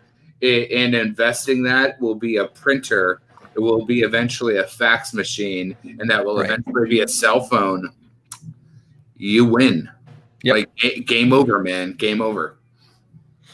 Yeah, so it'll be interesting to see kind of how this adoption happens over this decade, because I think with the everybody harps about, you know, how bad central bank digital currencies are, and yeah, they fucking suck. But I think it's going to speed up adoption. It's going to get crypto into that mass adoption because people in China specifically, they're using actual hardware wallets, right? They're giving people hardware wallets to, you know, keep their cash or their digital cash under their pillow because they can't do it without that, right? And so you get all these people now, they're able to use a cold storage wallet. They're able to send and receive, you know, addresses with code or a QR code or whatever. And all of a sudden the barrier to entry to use crypto, or like, how do I keep it safe? All these things. It's like, oh, I've already been doing that with my digital yuan or my digital dollars or my digital Swiss franc or whatever, you know.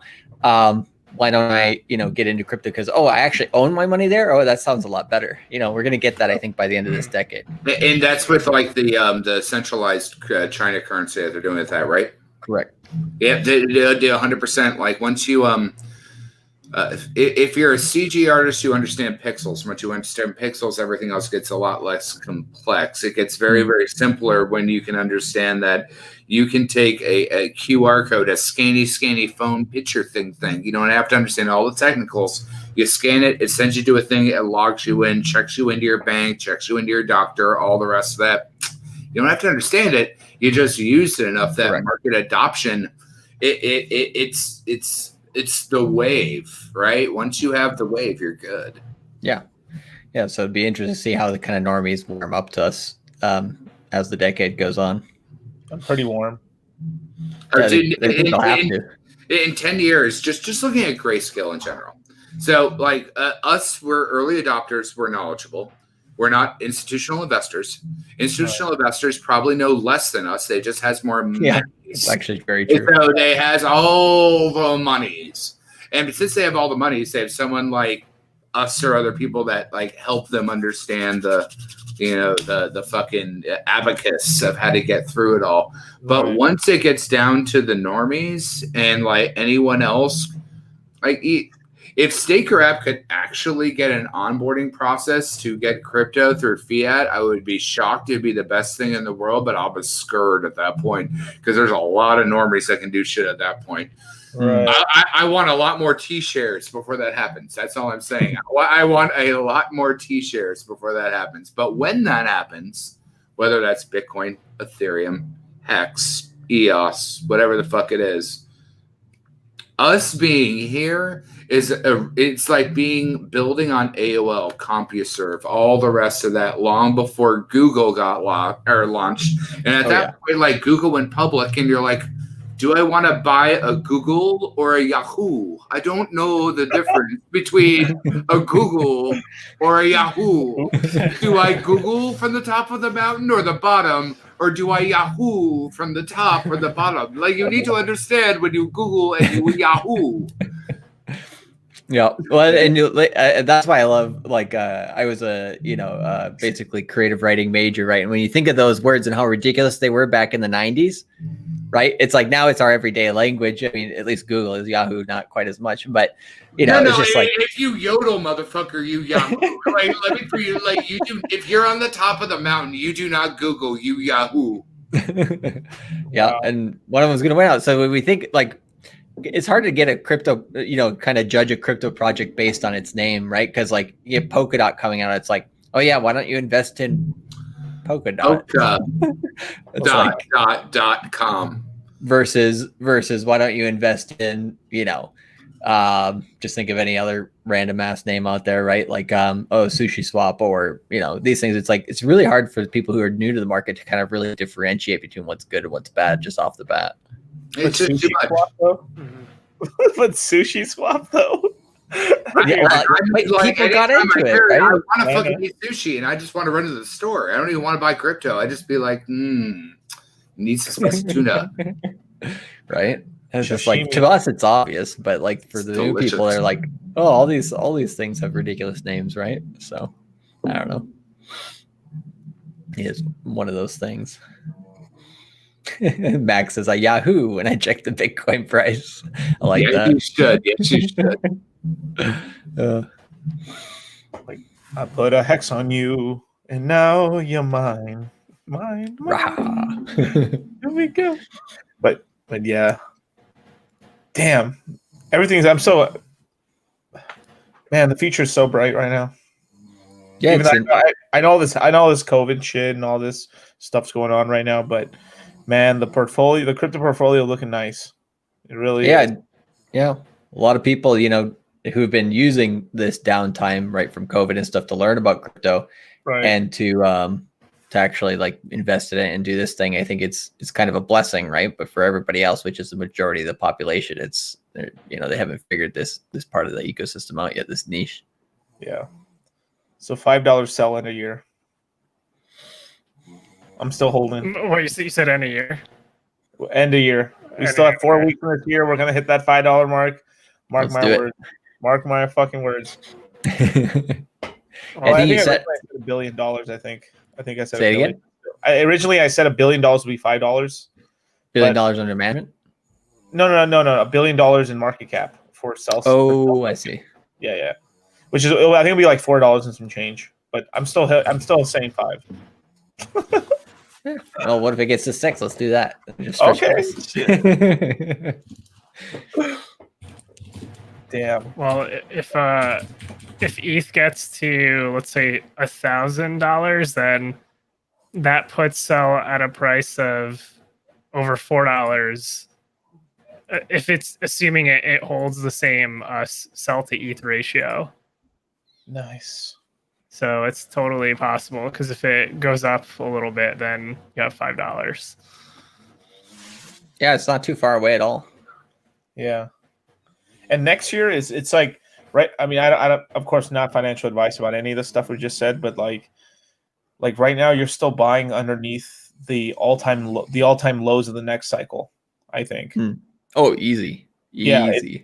Because it could be anywhere from $4 to $8 being the all-time low for the next cycle. And then I'm being a little bearish right there. Oh, are you talking about the next short-term cycle? I thought you were talking about like the bull cycle, the whole bull cycle. Yeah, no. Once the bull cycle tops out, whatever it tops out at, $400 or whatever, $100, whatever it tops out for Celsius, and then it crashes back down. I think we're still in that low risk area. Yeah, so you're pretty. It's like when I say people buying hex under a penny, pretty, hard to get wrecked. I mean, really. Yep. But but for Celsius, you're still buying pretty cheap right now. Even next, I was really bullish for this year. Next year, I'm still pretty bullish, but in terms of like multiples, right? Like we went from 10 cents when I got in to about like $2.50 to $5, right? Whatever it ends up at the end of this year, right? So you got a lot of returns on your money. Next year, you're still going to get a lot of returns, but it's not going to be as much as that because I mean, earlier this year, it was literally 2 cents. It was 2 cents in January, I think, and it's at $1. It's at $2.50. It's like beautiful. Yeah, beautiful. Yeah, that's some good gains right there. But $25, probably Q3 of 21, and then we could get some craziness and then a wick down at the end of the quarter. Like we could touch $80 end of next year. I mean, I'm serious. For Celsius, but we're going to dump down into it, and then I think that at that point we're going to get some of the first big liquidations on Cell token. I think like the next year is going to be it's going to be a lot more volatile for Celsius and stuff. You got a lot of people that are going to cash out probably at $10 for the first time or $15 long-term holders and stuff. So that's going to suppress the price a little bit. And once all that price, that's what's going to make it kind of choppy, I think, for maybe Q2 or 3 for Cell token. Still going up, but it's not going to be the parabolic up, but it's still going to be pretty nice, which is it's like right now the price is good, in terms of like, getting between here to 10 to $20, like still really good returns, within less than 6 months, probably. Might as well, right? Yeah. Just be very careful trying to borrow money to do any dumb, like to buy, sell. Exactly. Yeah.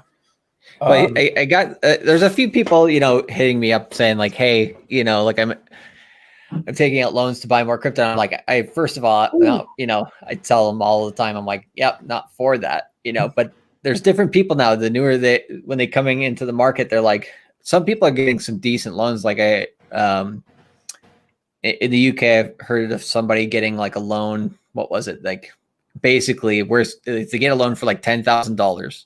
Right. And they don't pay it back for like 5 years. They're only having to get like $1,000 in interest or some shit, like getting like these stupid cheap loans. Whereas it's just like worst case situation, they pay out of their own pocket to pay back the loan, right? And it's like, to me, if you're getting that good of a deal on your loan, you might as well buy crypto with it. But not financial advice. You gotta be very careful with that too. So it's like, we're still in that low risk area where it's like it probably will pay off for most people at this point, but like it's a very very bad habit to get into. Very very bad habit. So just don't do it if you don't have to. It becomes an addiction as well, because as the prices keep going higher and higher, there's something I haven't made a rule for this yet, but I'll make probably for the course. I'll come up with some cool concept for this. But eventually, your dollar starts buying. It's like almost like your dollar has inflation in the crypto system, where your dollar starts buying you less and less coins than it did before, because the prices keep running up. Eventually, your dollar's worthless. Well, we're basic. And we're basically out of the like Bitcoin's basically at the very end, like it has like 1% more to go, and then we're out of its accumulation area, right? If not, we're already out of it, right? And it's like, okay, then we got Ethereum accumulation. Okay, once we're out of Ethereum accumulation, then what do you got next? You got like the second tier coins, right, which are still solid, but they a little more risky because they haven't proven themselves. And then we go to the third tier coins where we're like, okay, we're getting out of the top 30 in market cap, and then we end up getting into, you know, like coin number 1,000 at the end of the bull market. And yes, it will pump for like a month, but you'll probably double down at the top, right? So, yeah, it gets every you know quarter that goes by in crypto. You know, you gotta be on your strategy a lot better, stick to it even better. Yeah, I know my the one that I'm putting a lot of energy towards is the Polkadot ecosystem, because boy, oh boy, that is looking good for 2021. So looking great. The whole parachains.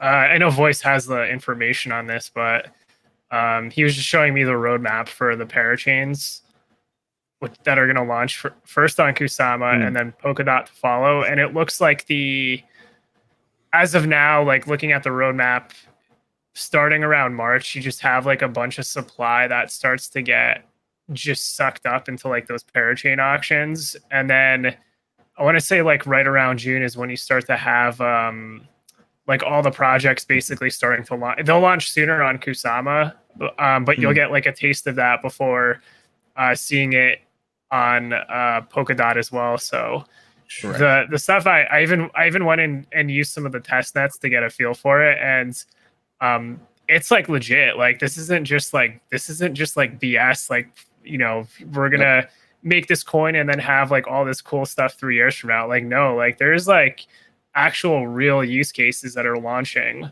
That's kind of why I like this. You know, when you look back into the history of it, right? They're like, we started building all this stuff 4 years ago. They just didn't promise anything 4 years ago when everybody else was promising the world. Like, they just stayed under the radar, and we're like, yeah, we got this thing coming out, but we're not promising anything.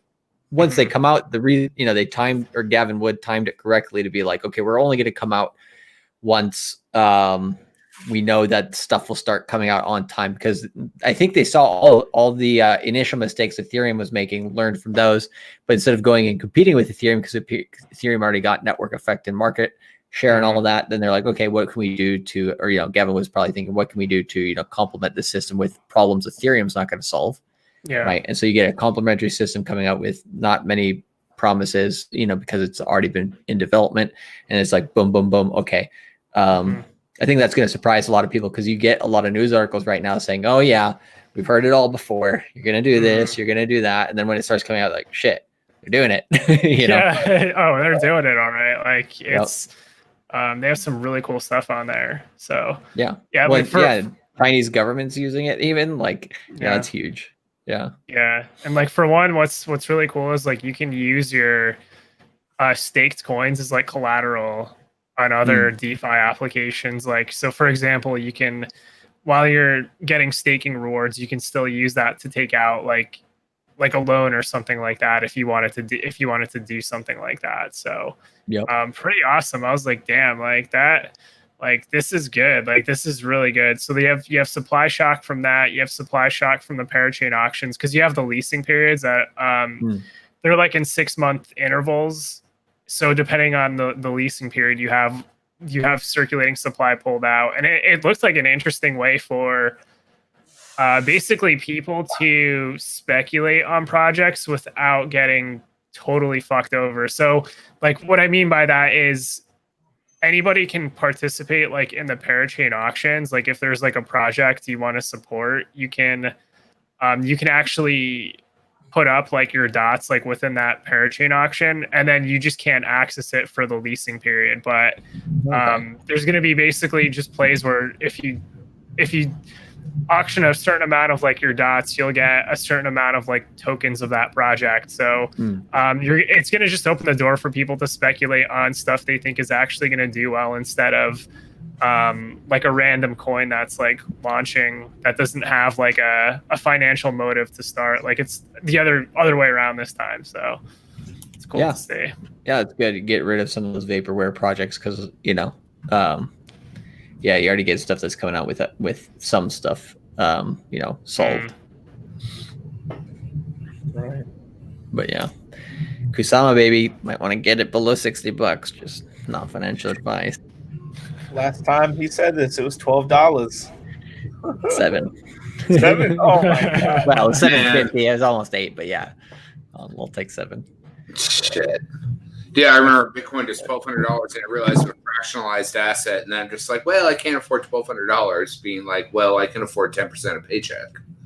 Yep. And I think that's I've been onboarding a whole bunch of like close no coiners, and I'm their custodian. I help them out, and just put in 10% of your paycheck, right? It doesn't have to be go 3%. Because it's non-fractionalized. You don't have to be a round number. Just do a little bit every goddamn check.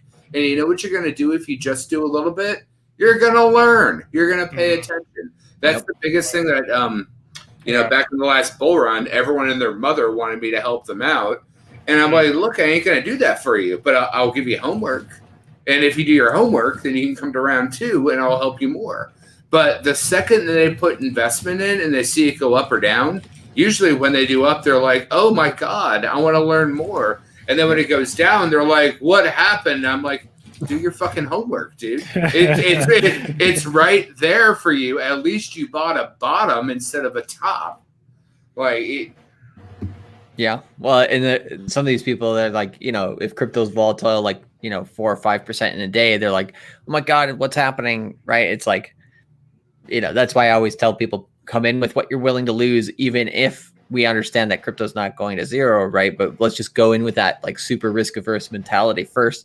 And then when that shit happens, you don't worry about it so much, right? So I think it's all expectation setting for a lot of the new people coming in. Expectation setting, and then getting them to go DYOR, do their own research.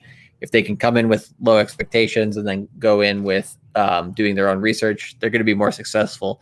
But it's the people who come in, want to be millionaires tomorrow, and then not trying to figure things out, that get wrecked real hard real quick, and then they don't stay in the market. They want to be rich, not wealthy. But it's like again, the big thing is, once I realized how bad Richard wants to rub this in everyone's face so bad, so bad, so bad. It took me a long time to digest all of it. I told you, I have been fucked so bad in all of it. But once I realized that Richard wants absolutely nothing from me but to be like, look at something that's cool and be like, nice.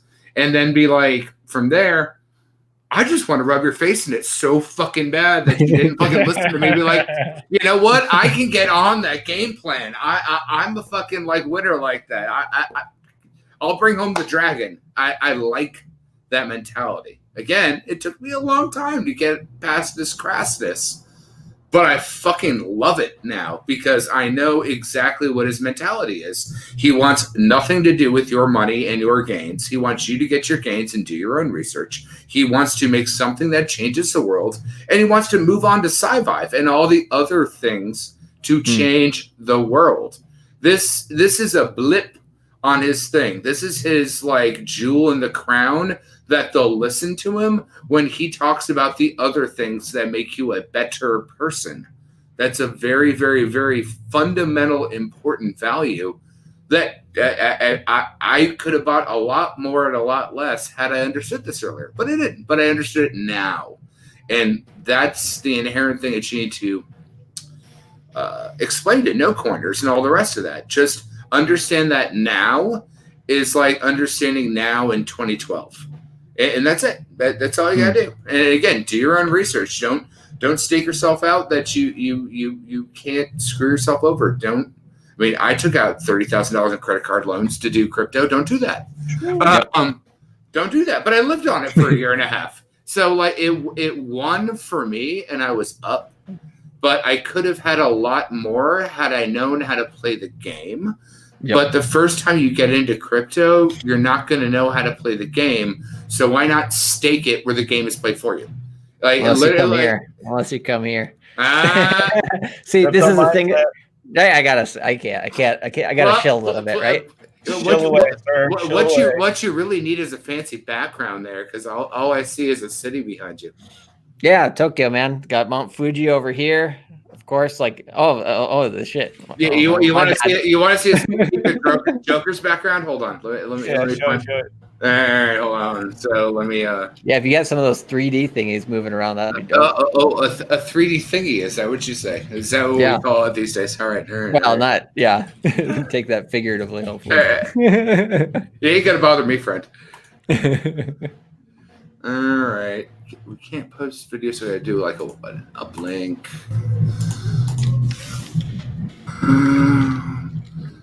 Image uploader. So how did you get in? What do you mean? Were you in 2016? Were you in 2018? Yeah, 2017 May got into Ethereum with $1,000. Oh no, you got in good. I was September, so like right before the pop. Okay. Yeah. Load. Yeah, I was like, I better get in, right, and figure this out and see if it does anything. Of course, as soon as I bought it, went from like $90 down to like 80, and I was like, well, because I was willing to lose it all, right? I was just like, whatever. 2 months later, I didn't even pay attention to the price, and all of a sudden, it was $400. I was like, damn. Then, like you said, once you start making money, you want to start learning about this shit. Then I dedicated, I was full time, corporate job at the time, and I was just like, fuck it, every day on the way to work, on the train, back home. When I get back home, just watch a bunch of Andreas Antonopoulos videos, watch a fucking bunch of videos from, anybody that I can learn from. And, you just get hit hard with that crypto bug. And the last 3 years have just been a hell of a ride, but, a lot of learning experience. That's it right there. It's like once you start learning, like everyone's like, oh, it's so complex. I'm like, actually, it's not. You just have to like do literally, if you want to understand blockchain, banking on Bitcoin. Great documentary. Funny enough, one of my super close friends in Austin went to high school with Dread Pirate Roberts. Like it's just weird how it all fucking coalesces. Yeah, in the CG world is 1000% a small world. But all right, let's see if this works. Link things. Does that work? All right, back to chat.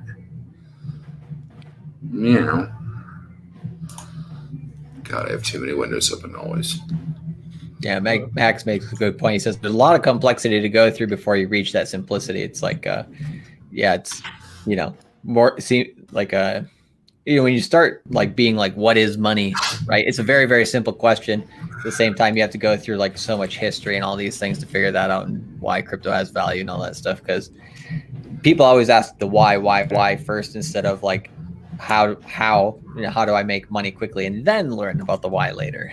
Yeah, no, that's 100%. So, Crypto Mindset, check out the chat. I just dropped a link in there. That is the work in concept for Joker's image.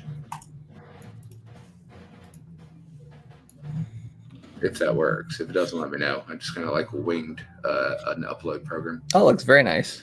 Well, I mean, it's filthy. That's what he wants. Well, that's what I mean. It looks like it's awesome. I was supposed to be animating the fucking subway tonight and then counter animate those masks, but then I saw DC was on and I'm just like, fuck it. I've already worked a fucking 12-hour day today. I'll come on, fucking hang out. Nice. I don't know what's going on, man. I feel like a scrub today, man. I'm all sleepy and shit. What's wrong with me? You gotta get one of those. Gotta get one of those energy drinks out the fridge. No. It is the fucking gas station pills. I do the energy drinks. Do you see these for the gas station pills? Snuff some gasoline, or what are the gas station pills? No, it's RG's fucking boner pills. I love it. Rhino, baby Rhino. Beautiful. Let's see. But yeah, let's see, what is there to talk about? Peter wants some moon talk. He says, I'm here for the moon talk. Where is it? Where is it? The whole show has been moon talk. Dude, the moon talk is like fucking the T-shares hasn't gotten over 17,000 yet. That's what you should be worried about. Dude, 100,000 hex is getting kind of expensive, man. Jesus, it's getting. Can you imagine? It's gonna get to a point, man, where it's like you gotta throw. Like, imagine we're at 5 cents for a hex, $5,000 to do 100,000 hex. It's wild. So I thought I was still doing well at trying to game the system, and like I had a million liquid that I staked over BPD, and of course, like BPD bonus got wrote back, but it really didn't. Hold on, I've got a fucking ad somewhere. Go away. All of you, go away.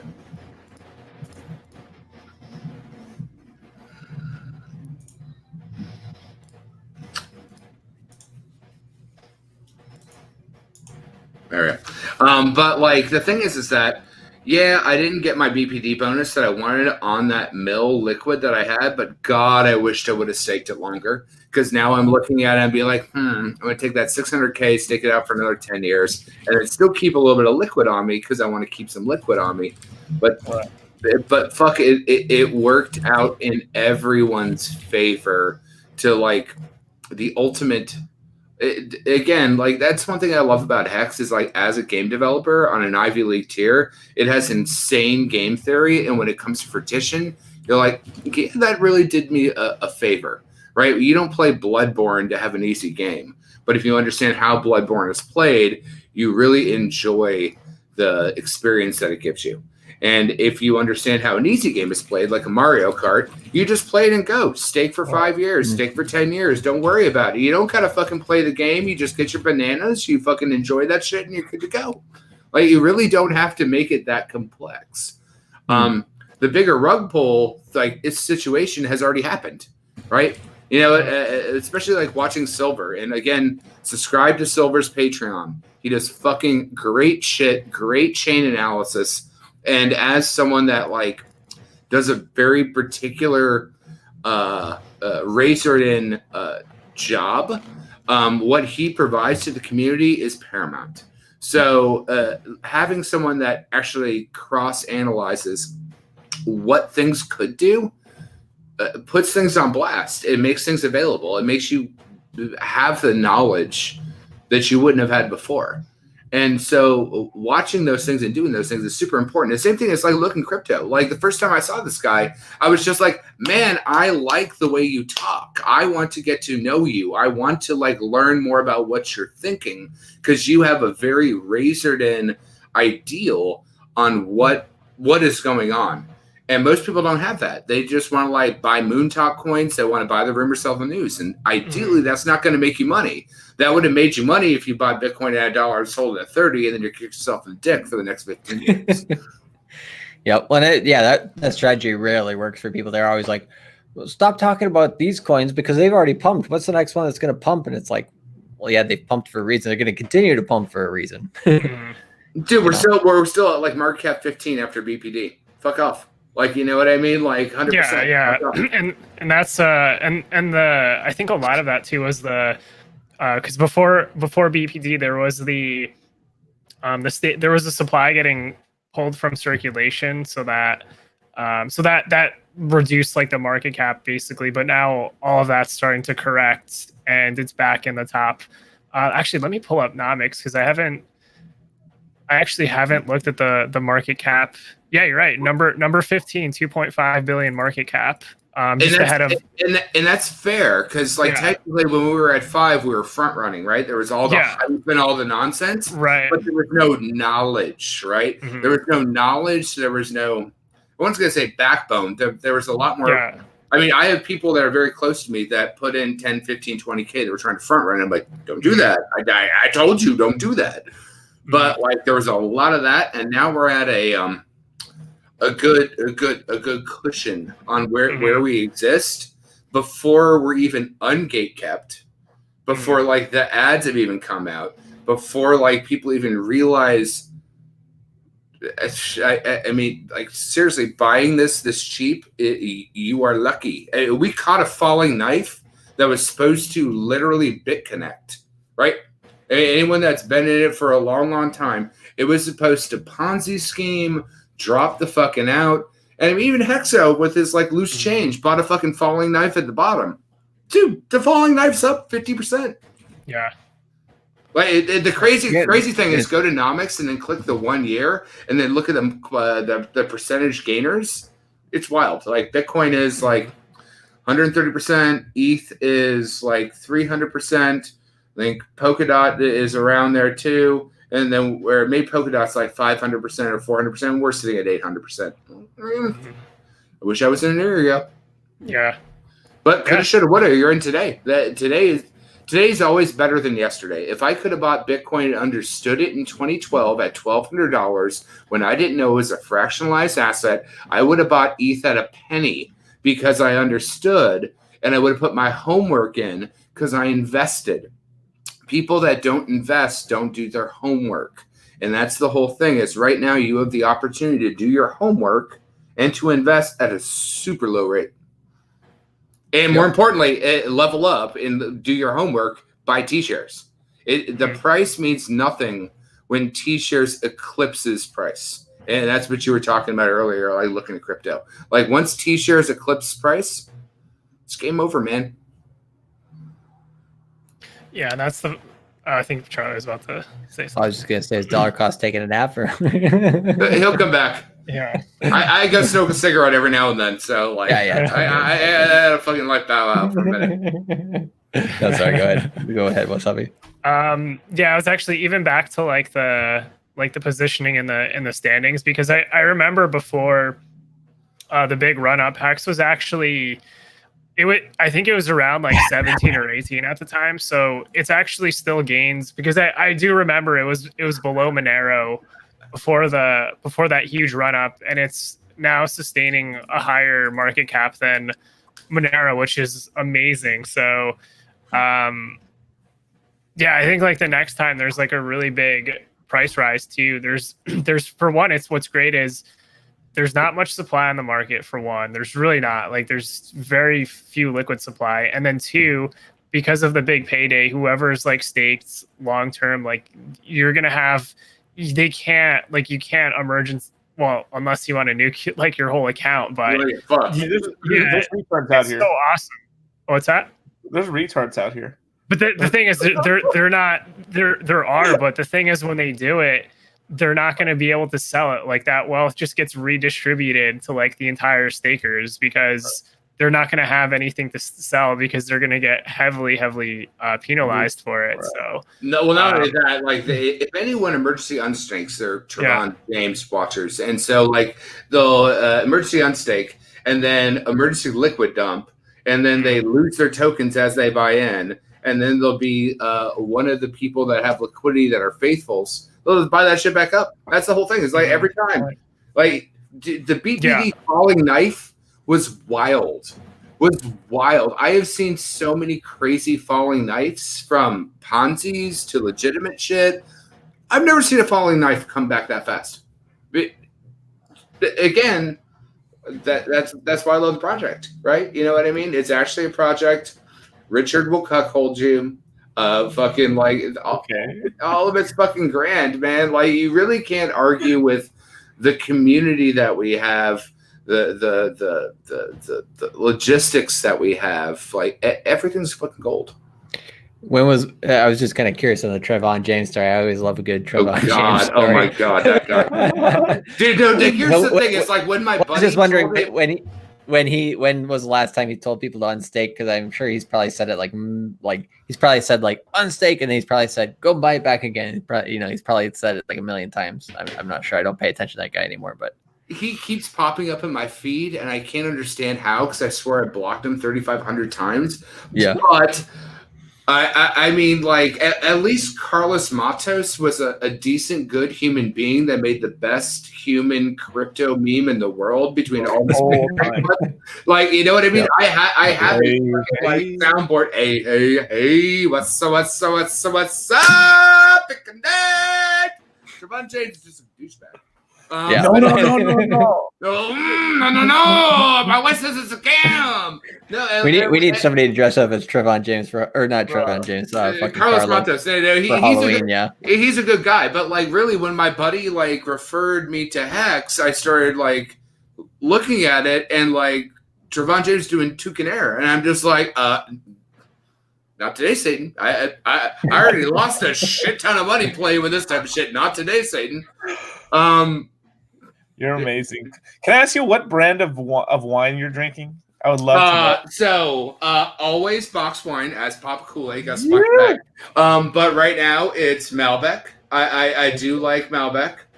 I do have the hair of wine. And fucking a shit ton of $1 billion games have been shipped because I drink wine really, really late and fucking crunch pixels. But it's all right.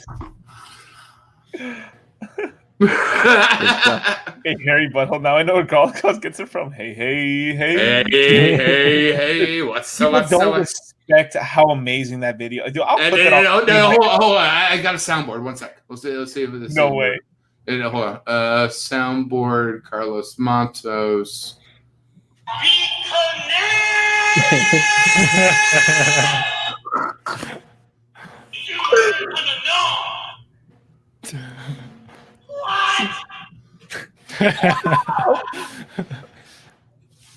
The world was one way and now it's another way. The world is now what you want to do, but now it is another way. My wife said that's a scam, and I'm just like, no. I always wonder what those people are doing these days. Like, where the hell is that guy? What is he doing? Like, he's actually kind of shilling, but honestly, I kind of feel bad for the guy because there's a lot of people that did worse things, aka Trevon James. But I believe that he was building in trustless passive income. Again, I lost 65 grand in Dropple, which I did live off of for a year. They got fucked with some shit, but they had a liquid slick UI, build your own wallet, trading interface, trading bots, all the rest of that stuff. I believed in the system. I just want trustless interest. I want to work hard, put my money into a savings account that'll earn me interest into the future, right? I want to be in 1994 and buy me some AOL that'll reinvest itself into some Google. That's what I want, right? And that's what we have the opportunity to do. I don't think that he understood it, but god damn, he's the poster child of that shit. Like, it is like literally the best crypto meme in the world. 100%. We live on memes over here.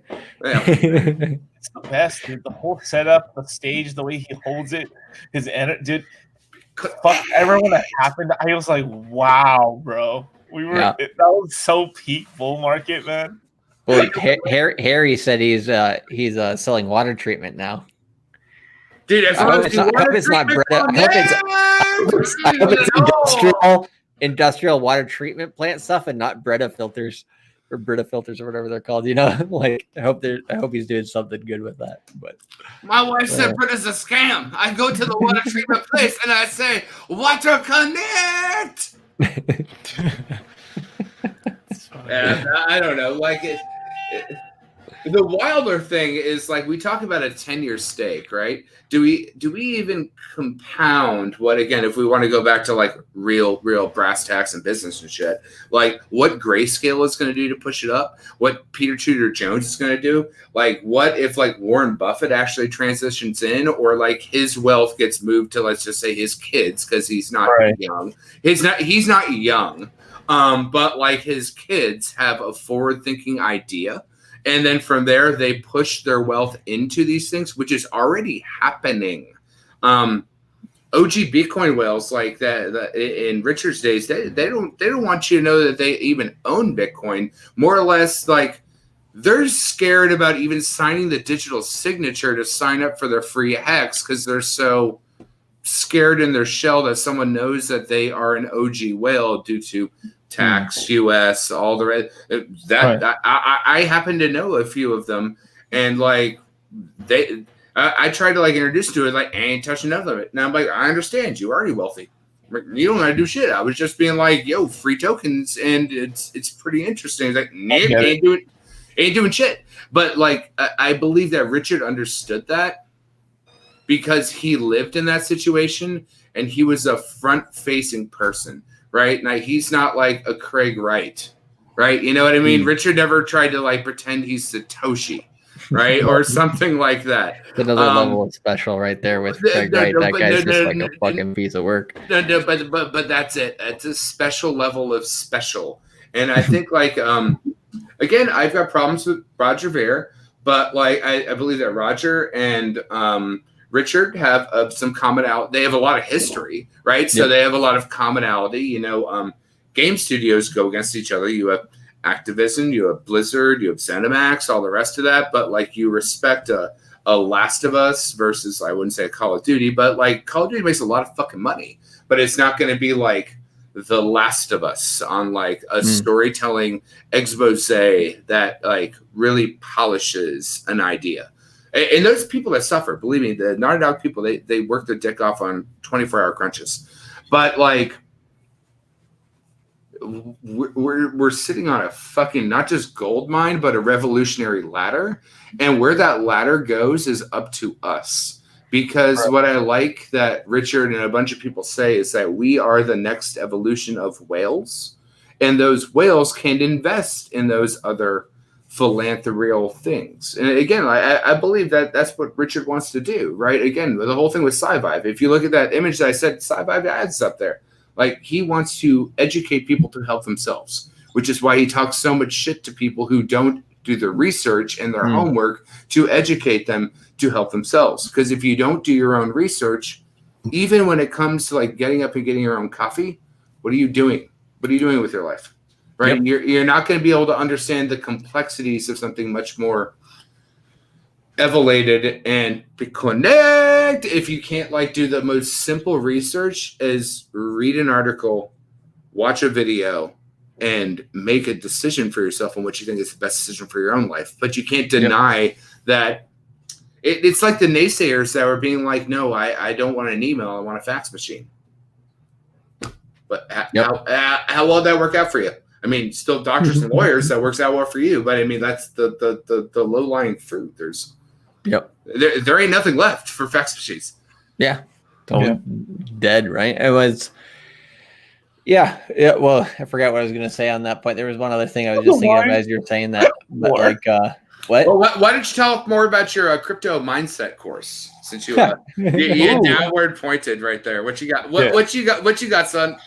No, so I mean, it's me and Dollar Cost, right? We're doing this as a partnership, right? We did one quarter already, basically, with Q4 2020. We may or may not have 4 or 5x, a lot of the guys' money in our group, and it's just people who want to either get into the crypto game, they know nothing, right, and they want like kind of a fast track to be like, okay, how can I get in? Get myself positioned correctly so that I don't lose money first, and then B, so I can make the most gains over this quarter, but also over this entire bull run. Sure. So we go over the basics, right? Dollar Cost is awesome at fundamental analysis type research, right? Getting into the community, getting into he's very good. I do like DCC a lot. Oh yeah, he's awesome. And like my side, I'm more of on the technical analyst side, or in terms of just like looking at the charts, being like, okay, I like this chart, I can make money with it, being a little bit, what do you call it? Just non-emotional with coins and just being like, okay, I know what I want and I know what I like, but I'm willing to trade some, but also I know that hodling is the best way to do it. So you want the majority of your stuff there. So just giving people best practices.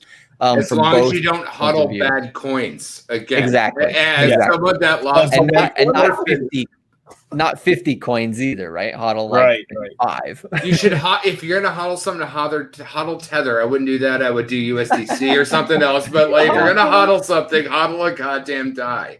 But yes, you are correct. Yeah, and so it's just getting those best practices to everybody, because I think crypto is such a vast subject that we got people who they know this niche over here, or they know this niche over here, or they know a little bit here, but they don't have all their holes filled, right?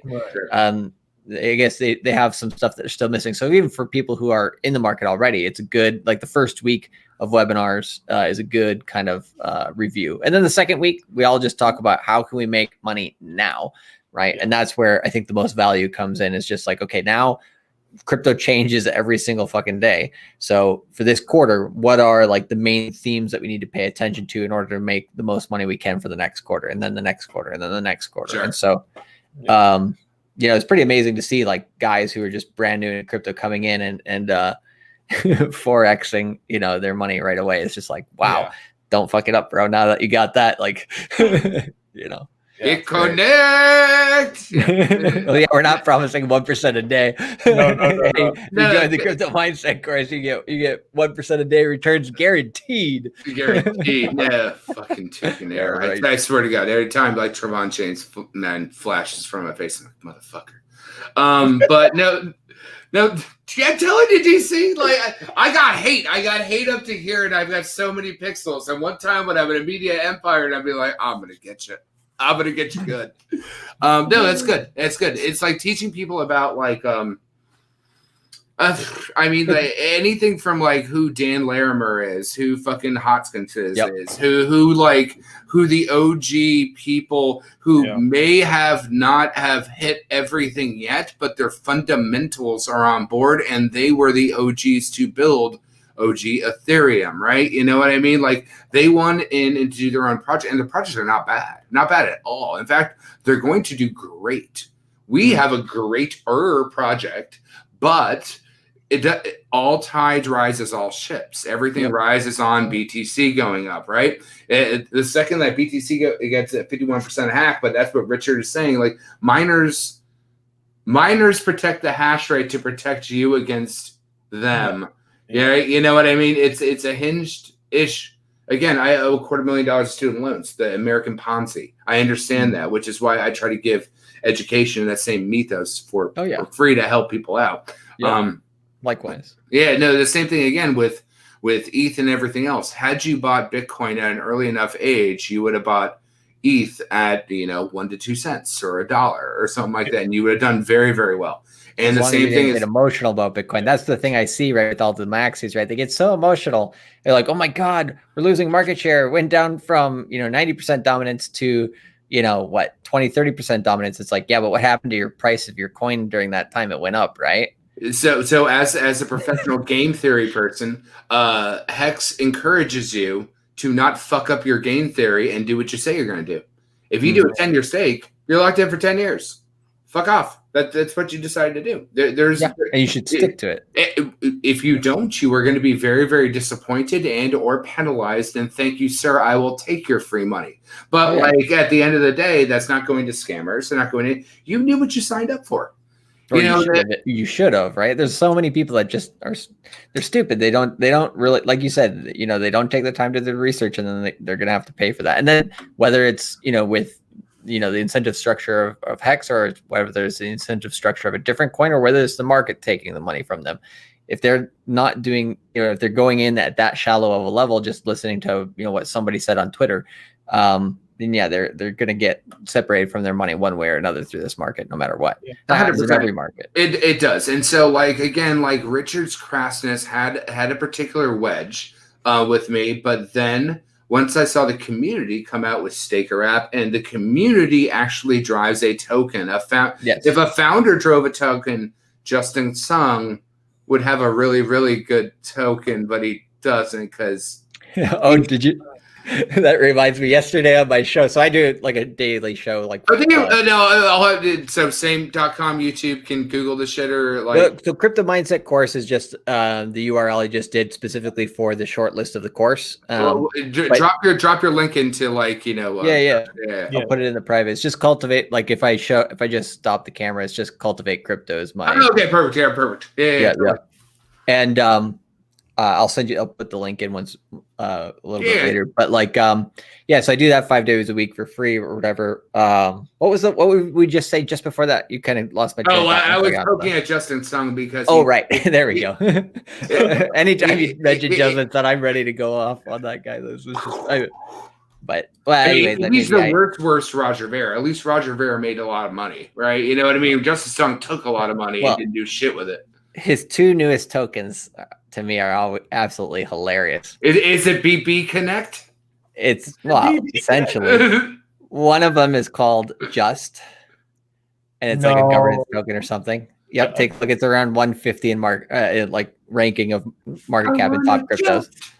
Get the what's his other one? I mean, take his last name. What do you think? Sun. The sun exactly. Token, right? And what the fuck is and it's like literally this sun symbol, and I'm just like, so all right, so that's not narcissism to the core right there. And then just oh man, it was hilarious. I just saw it on the show the other day. I've never, I look at all the different market cap coins trying to find, from 100 to 150, is there anything we can kind of look at to see if it's maybe going to pop up into the top 100? And I was just like, I heard of JustCoin, but I didn't link that to him right away. And I saw Suncoin. I was just like, I saw these two, and I was just like, oh man, You like, gotta be kidding me. Yeah, I was just they're like, right behind each other, fucking like 459, 456. yeah, they're all like, I don't know. Everything that Ethereum's doing, it says is going to happen on Tron, right?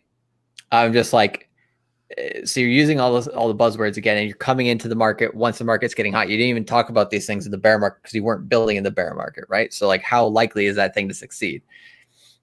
I mean, like, I would have loved to get into Neo at AntShares. Would have loved it. You know why? Because I would have understood, again, buying Bitcoin at $1,200. I would have bought my ETH at fucking $1.15. I would have bought my AntShares before I get converted to Neo. And I would have bought my Tron. I would have bought my XRP. I would have fucking liquidated that shit. I would have known better. But, like, he preys on people that don't know. They haven't suffered, right? You know what I mean? Like, the people that actually get into crypto that understand it have suffered. If you have not been scammed, if you have not lost everything, if you have not been hacked, if you have not been like, think that you're doing an escrow trade, you haven't done shit. Yep. But like they prey on that, which is why, like, again, the second the Staker app came out, and like I've been following the community at one, that's when I moved my 401k in. I moved everything else in. And then I was talking to my buddy. I was just like, I only had my 100,000 ADA, which they're just small fish compared to like all y'all. You know what I mean? I'm super small fish. But I realized the value of what I was looking for: trustless interest, good community, first mover advantage, the best talking head in the world. Richard will fucking cuckold your girlfriend. It took me a long time to get past that, but I fucking love it now because he's not wrong, right? He's just tired of being beat down for the ideas that he has, that he put something out there that's fucking grand, and he will shove it in their face. And that's what made me believe in it, because it has all the paradigms to do all of it. Between like having an interview with Data Dash fucking a year ago. Dude, I used to follow the fuck out of Data Dash when I was a crypto YouTuber in 2017. Oh, yeah. Like, dude, Data Dash is fucking... Pimply kid just out of the corner of his bedroom. You're like, who the hell is this? And you're like, wow, this is really good information, actually. You know? I mean, like, Data Dash is, air quote, a sweet, kind, actually I don't feel that he has a malicious person about him. Oh, no. But, like, the fact that coming from full circle from where he built his project to where Richard built his project, and Richard didn't demean him. He didn't Richard Son him. He didn't do Roger Ver him. He was just like, you're doing good stuff, but we did better, right? And he's like, yeah, you did. And I'm like, all right, cool. I mean, yeah, everybody's going to be, I mean, yeah, it's one of those things where, you know, I sometimes I look at these guys who are around in 2017, you know, so it's, you know, makes sense that Richard is like, hey, I'm going to make my own coin, right? And it's kind of the next step in the evolution of, you know, if you've been in crypto that long, right? It's basically the kind of the next step for him. Whereas some of these guys in 2017, right, they're just kind of continuing to do the same thing. And you're like, you know, but if you don't move forward, you know, if you keep just repeating the same thing over and over and again, then eventually the market's going to pass you. Yeah. Well, the beauty that I think that Richard did is like he focused so well to not make it a security, to not make it like all the other hooplas that you have to go through when it comes. You look tired, DC. I see it in your eyes. He's about to pass out right on stream. No, so what you need is some of them fucking like boner pills, and then yeah. But like what I love is that like he didn't push it into an ideal that everyone else is pushing their Richard McAfee fucking, you know, referrals into, or all the rest of that type of stuff. Yeah. Dude, fucking McAfee. I love McAfee. It's just like one of the most entertaining guys in this space. Dude, well, I mean, between McAfee and Carlos Matos, I put my fucking bets on Matos, and I will build him a better background. I will put him on my shoulders, and I will charge, and he will yell "Big X," and fucking like I will win. Versus McAfee will be like, more hookers blow. Yeah. Yeah. Ghost token, bro. Ghost token. Mac, I'm a ghost token. It's gonna change the world a week later. Oh, you know, it's gone. and it's gone. Yep. Well, do you guys have any closing thoughts, man? Because I'm having trouble keeping my eyes open. No, you're good, bro. We can wrap it up. I'm all good. I'm gonna go animate a Subway for another crypto tuber, but I saw the Grand and the Great DC was on, so I had to come and say hello. But it was good to it's a goddamn pleasure, sir. Again, looking at crypto, I should get both you guys' info. I'll get it from DC. Love to chat more. Love to see what you guys are both doing. If I can help out in any way, again. The community is what drew me in, and I firmly believe in a solid community. So it's always a pleasure, gentlemen. Yeah, it was nice to meet you, man. All right.